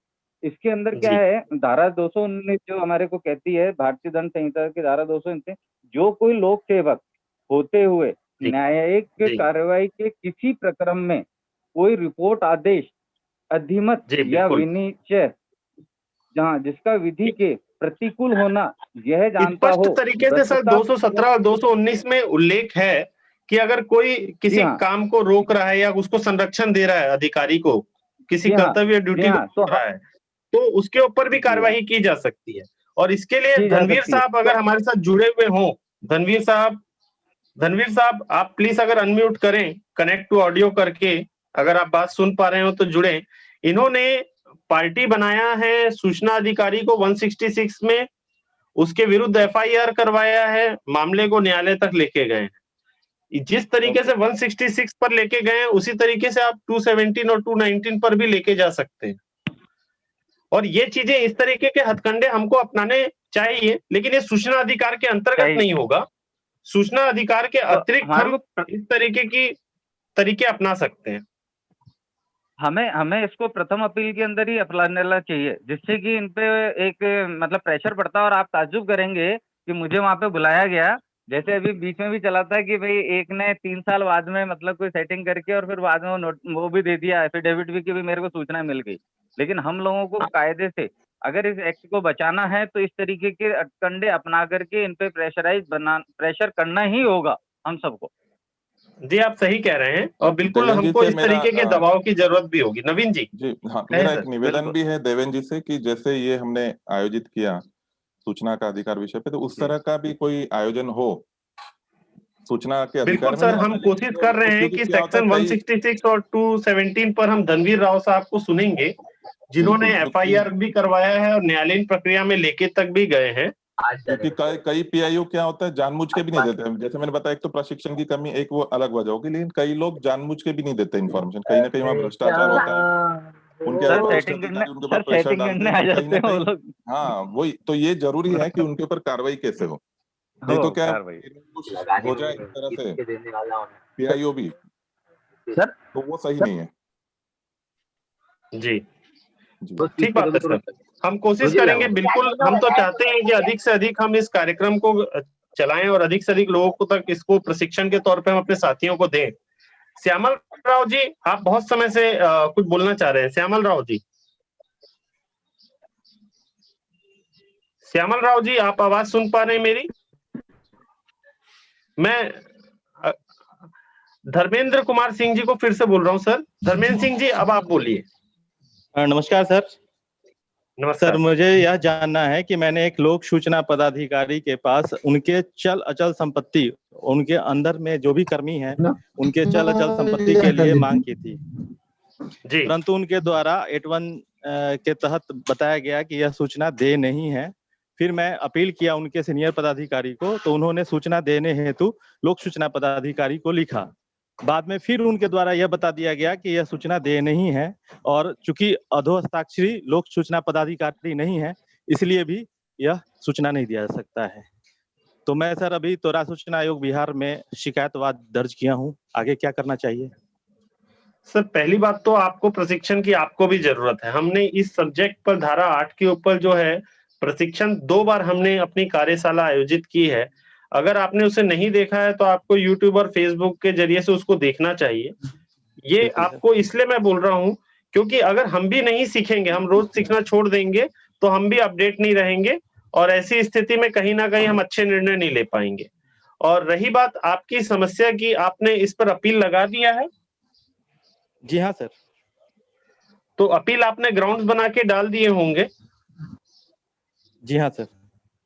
तो जब अगर आपने अपील डाल दी है ग्राउंड्स बनाकर, तो अभी इसमें ऐसे कुछ करने के लिए शेष नहीं रह गया है। अब आप इंतजार कीजिए कि अपील की सुनवाई का अवसर कब आता है, और कोशिश करें कि आप उसमें अपने व्यापक लोक हित को या अपने हितों को उसमें बताएं और उसमें ये चीज बताएं कि ये जानकारी आपके लिए मिलना क्यों जरूरी है। क्योंकि सरल शब्दों में एक आम आदमी के लिए वो सूचना से संबंध ज्यादा होता है, तो आपको वहां पे ये स्पष्ट करना ही होगा कि आपको सूचना क्यों चाहिए। हालांकि सूचना के अधिकार में ऐसा कोई प्रावधान नहीं है कि आप अपने उद्देश्य को बताएं, लेकिन अगर आप उद्देश्य को बताते हैं और उसको सही तरीके से रख पाते हैं तो डेफिनेटली आपके डिसीजंस में या आपको जानकारी मिलने में काफी राहत मिलता है। सर लेकिन सूचना में इसमें ये जो मैं मांग रहा हूँ चल अचल संपत्ति विवरणी, ये तो सर पब्लिक डोमेन में है और बिहार सरकार ने हर एक डिस्ट्रिक्ट के साइट पे भी इसको अपडेट किया हुआ है। तो आप वहीं से तो देख रहे हैं, तो फिर आपको जरूरत क्या है इसको मांगने की? सर वहां पर सूचना नहीं मिल रही है, वहां पर उनका अपडेट नहीं किया हुआ है, हमको लगता है ये लोग दिए नहीं है। इस चीज को उल्लेख कीजिए आप उसमें कि जब सभी विभाग कर रहे हैं तो आप भी कीजिए। इसके लिए आप अलग से शिकायत भी आप उस लोक प्राधिकारी को जिम्मेदार बना लीजिए। आपने जो अपील की है ये द्वितीय अपील की है कि प्रथम अपील की है? अभी सर प्रथम अपील के बाद मैं शिकायतवाद किया हूँ, अभी द्वितीय अपील नहीं किया। शिकायतवाद कर दिए ना, तो शिकायतवाद आने में डेफिनेटली आपको समय है। आप एक काम और करें कि लोक प्राधिकारी को, जो भी उस विभाग का मुखिया है, उसको अलग से शिकायत कर दें और उस विभाग से संबंधित सचिव को भी उस बारे में जानकारी दे दें। और उस पत्र को भी जब आप सुनवाई में जाएंगे शिकायत की, उस समय इस बात को रखिएगा कि आपने इस पर क्या क्या प्रयास किए हैं, क्योंकि उस समय उनके लिए जवाब देना मुश्किल हो, इस बारे में आपको दस्तावेज अपने तैयार रखने चाहिए। ठीक है, तो मुझे द्वितीय अपील में जाने की कोई जरूरत नहीं है ना सर? नहीं, द्वितीय अपील में जाने की कोई जरूरत नहीं है, क्योंकि ये आप वो जानकारी वहां पे है नहीं जो आपको मिलनी है। अगर वो बनाए रखते या देते और नहीं दे रहे हैं तब बात गलत होती। ये शिकायत का सब्जेक्ट है, आपने सही किया है, अब शिकायत के उसमें इंतजार करें। हरिवीर सिंह जी चौहान, हरिवीर सिंह चौहान जी साहब, एक मेरा निवेदन है सर कि एक मैंने आरटीआई लगाई थी, तो उसमें मैंने ये मांगा था, नीचे ये लिखा था कि प्रथम अपीलीय अधिकारी का नाम, पद और मोबाइल नंबर दिया जाए। तो उन्होंने मुझे एक मध्य प्रदेश राज्य शासन का एक आदेश लगा के ये बताया कि ये सब्जेक्ट से अलग है। तो ये सब्जेक्ट से अलग तो है, लेकिन ये धारा 4 में कि ये तो सार्वजनिक होना चाहिए साहब। जी नवीन जी, आप अगर सवाल समझ पाए तो जवाब दे सकेंगे। नहीं, आपने शायद पीआईओ से ये मांगा है कि भी मुझे आप इनका जो प्रथम अपीलीय अधिकारी के बारे में विवरण दे, उनका नाम, पता, कार्यालय का, मोबाइल नंबर, ईमेल एड्रेस। तो ये तो हमें बिना मांगे मिलना चाहिए, क्योंकि जब पीआईओ कोई भी हमारे आवेदन का जब जवाब देता है, वो चाहे सूचना देने से इनकार करे या फीस की मांग करे या फिर सूचना दे, हर परिस्थिति में उसे आखिरी में ये लिखना जरूरी रहता है कि यदि मैं ये जो सूचना आपको दे रहा हूँ या जो फीस की मांग कर रहा हूँ या जो ये निर्णय है इससे आप सहमत नहीं है, तो आप प्रथम अपील मेरा ये जो पत्र मिलने के 30 दिन के भीतर फला अधिकारी, वहां लिखना जरूरी है कि प्रथम अपीलीय अधिकारी, उनका नाम, उनका एड्रेस, उनका ऑफिशियल ईमेल आईडी और उनका ऑफिशियल नंबर यदि हो तो। हम यदि उनका व्यक्तिगत मोबाइल नंबर है तो उसकी अपेक्षा नहीं कर सकते, और ये चीजें तो खुद होकर सेक्शन 41B में आनी चाहिए, हमको मांगने की जरूरत ही नहीं पड़नी चाहिए। तो उन्होंने सर मेरे को एक मध्य प्रदेश राज्य का पत्र है 2010 का, उसका हवाला देते हुए हमको इनकार कर दिया कि मैं अपने अधिकारी का नाम वो नहीं बता सकता। नहीं, आप इसमें बिल्कुल शिकायत में भी जा सकते हैं कि यदि जैसे कोई चीज का पालन नहीं हो रहा है जिसकी वजह से हम वंचित हो रहे हैं, हम अपील नहीं कर पाएंगे ना, फिर हमें मालूम ही नहीं रहेगा हमें अपील किसके पास करना है, तो ये मना नहीं कर सकते। खुद होके देने वाली जानकारी पता नहीं वो क्यों मना कर रहे हैं। मोबाइल नंबर हो सकता है कि वो मोबाइल नंबर यदि उनका व्यक्तिगत है जिसके लिए सरकार भुगतान नहीं कर रही है उनके बिल का, तो वो हम नहीं मांग सकते, लेकिन official number, official email ID, उनका ऑफिशियल एड्रेस, घर का एड्रेस अपेक्षित नहीं है। और जो प्रथम अपीलीय अधिकारी, उनका नाम भी लिखना चाहिए साथ में, नाम, पदनाम। ये तो डीओपीटी की गाइडलाइन है, आप डीओपीटी की गाइडलाइन उन्हें बताइए। नहीं, इसमें क्या है कि लोग अधिकारी डिप्टी कलेक्टर है, उसके बावजूद भी इतना ये देखिए, उनसे तो ऐसी अपेक्षा भी नहीं होनी चाहिए, क्योंकि कोई छोटा मोटा ऐसे रहा तो समझ सकते कि भी उसको उस चीज की जानकारी नहीं है, और ये तो कुछ जानकार लोगों में से है। आप इसमें शिकायत में भी जा सकते हैं। नहीं सर, एक उनको आवेदन हम कर सकते हैं, इसके संबंध में आवेदन कर सकते हैं। कैसा किस तरह का आप करिए ना आवेदन उनको कि भाई ये आपकी सार्वजनिक प्राधिकरण की जवाबदारी है, ये उनके ऊपर बंधन कार्य है सेक्शन 41B में जी हरिवीर सिंह जी, आप आवेदन तो करते रहिए, कोई दिक्कत नहीं है, लेकिन अगर वो नियमों का पालन नहीं कर रहे हैं तो डेफिनेटली उनके ऊपर शिकायत भी उनके विरुद्ध कीजिए, क्योंकि जब तक उनके विरुद्ध शिकायत नहीं करेंगे वो इस प्रवृत्ति से बाहर नहीं आएंगे। ठीक है सर, ठीक जी।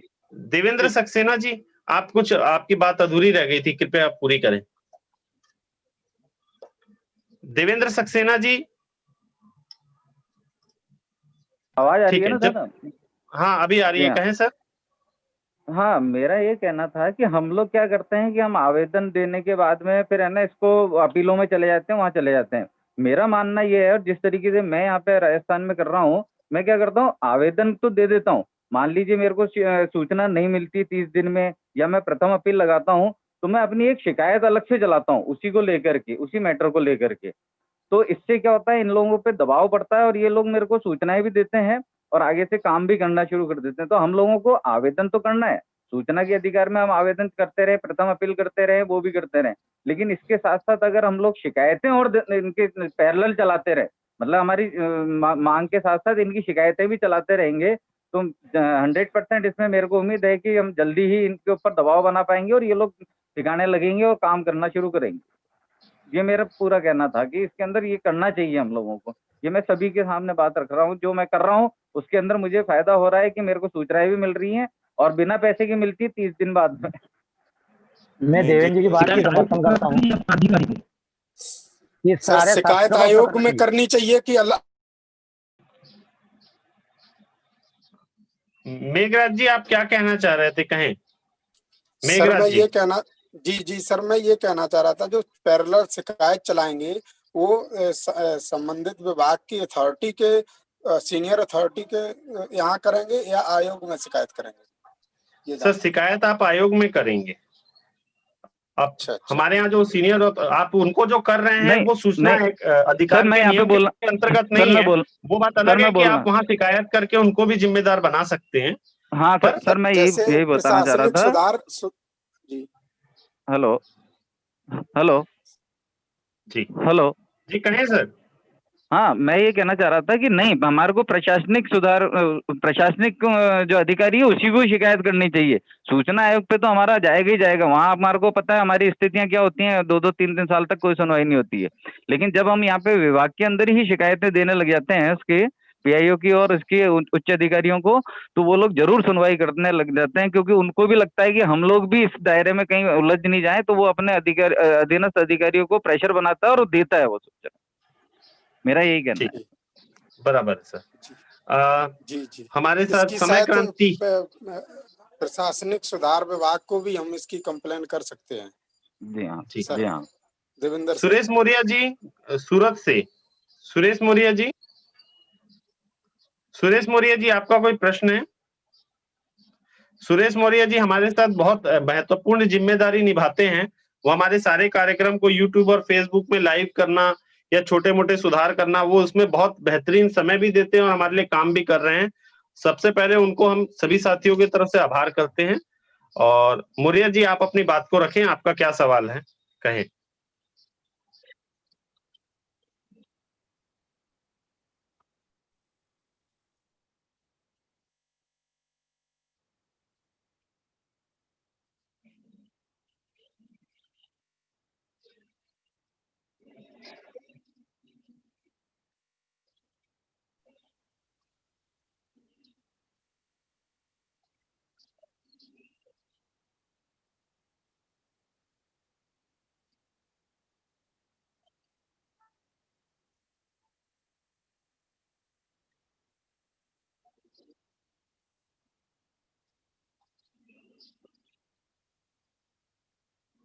नहीं, इस विषय में आप यदि आज हमारे ग्रुप में देखेंगे कि एक न्यूज पेपर की न्यूज किसी ने पोस्ट की है राज मिश्रा जी से। राज मिश्रा जी जुड़े हो तो मैं तो चाहूंगा कि वो उन्हीं से संबंधित है, उन्होंने किया था, उसके ऊपर कार्रवाई भी हुई है, तो वो तो बहुत अच्छे से बता पाएंगे। उसका आप रेफरेंस लेके वहां पर आप करें, क्योंकि वो आज ही ग्रुप में पोस्ट की गई है न्यूज, है ना।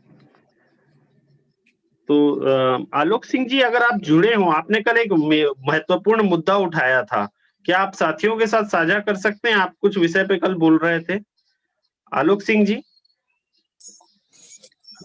देवेन जी। जी सर, नमस्कार। नमस्कार सभी साथियों, नमस्कार। ठीक है। जो एक सर हमारा मुद्दा है, कल हम लोगों के डिस्कशन में हम लोगों ने 2 मुद्दे उठाए थे। एक तो पार्लियामेंट के जितने भी सवाल हैं वो आयोग नहीं आते, मतलब इसको और ब्रीफ कर दे साथियों को सर।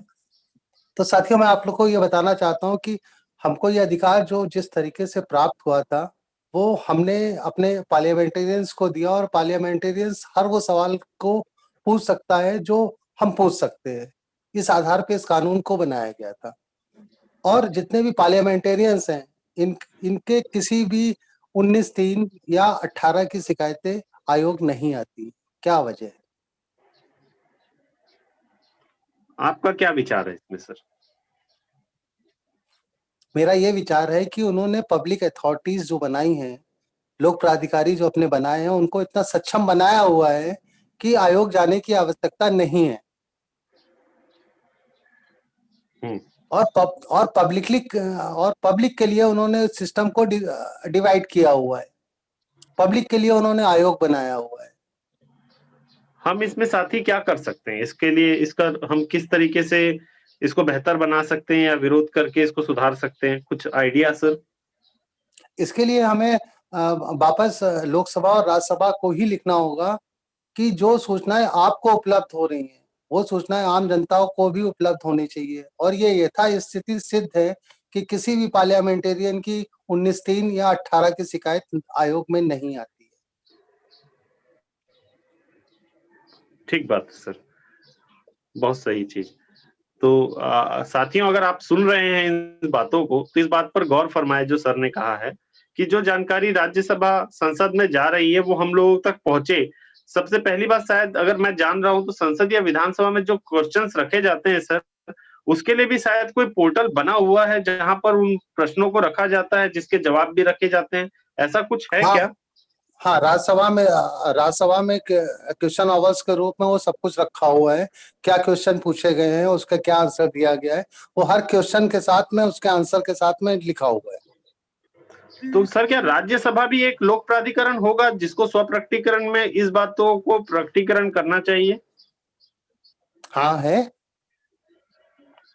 तो मेरे ख्याल से यही एक इसका सबसे अच्छा विकल्प होगा कि वो इन सब चीजों को सभी के लिए प्रकटीकरण में रखें। हालांकि ये सब चीजें तो वो चैनल के सामने या न्यूज मतलब मीडिया के सामने वो करते ही हैं, ऑन रिकॉर्ड भी रहता है ये चीजें।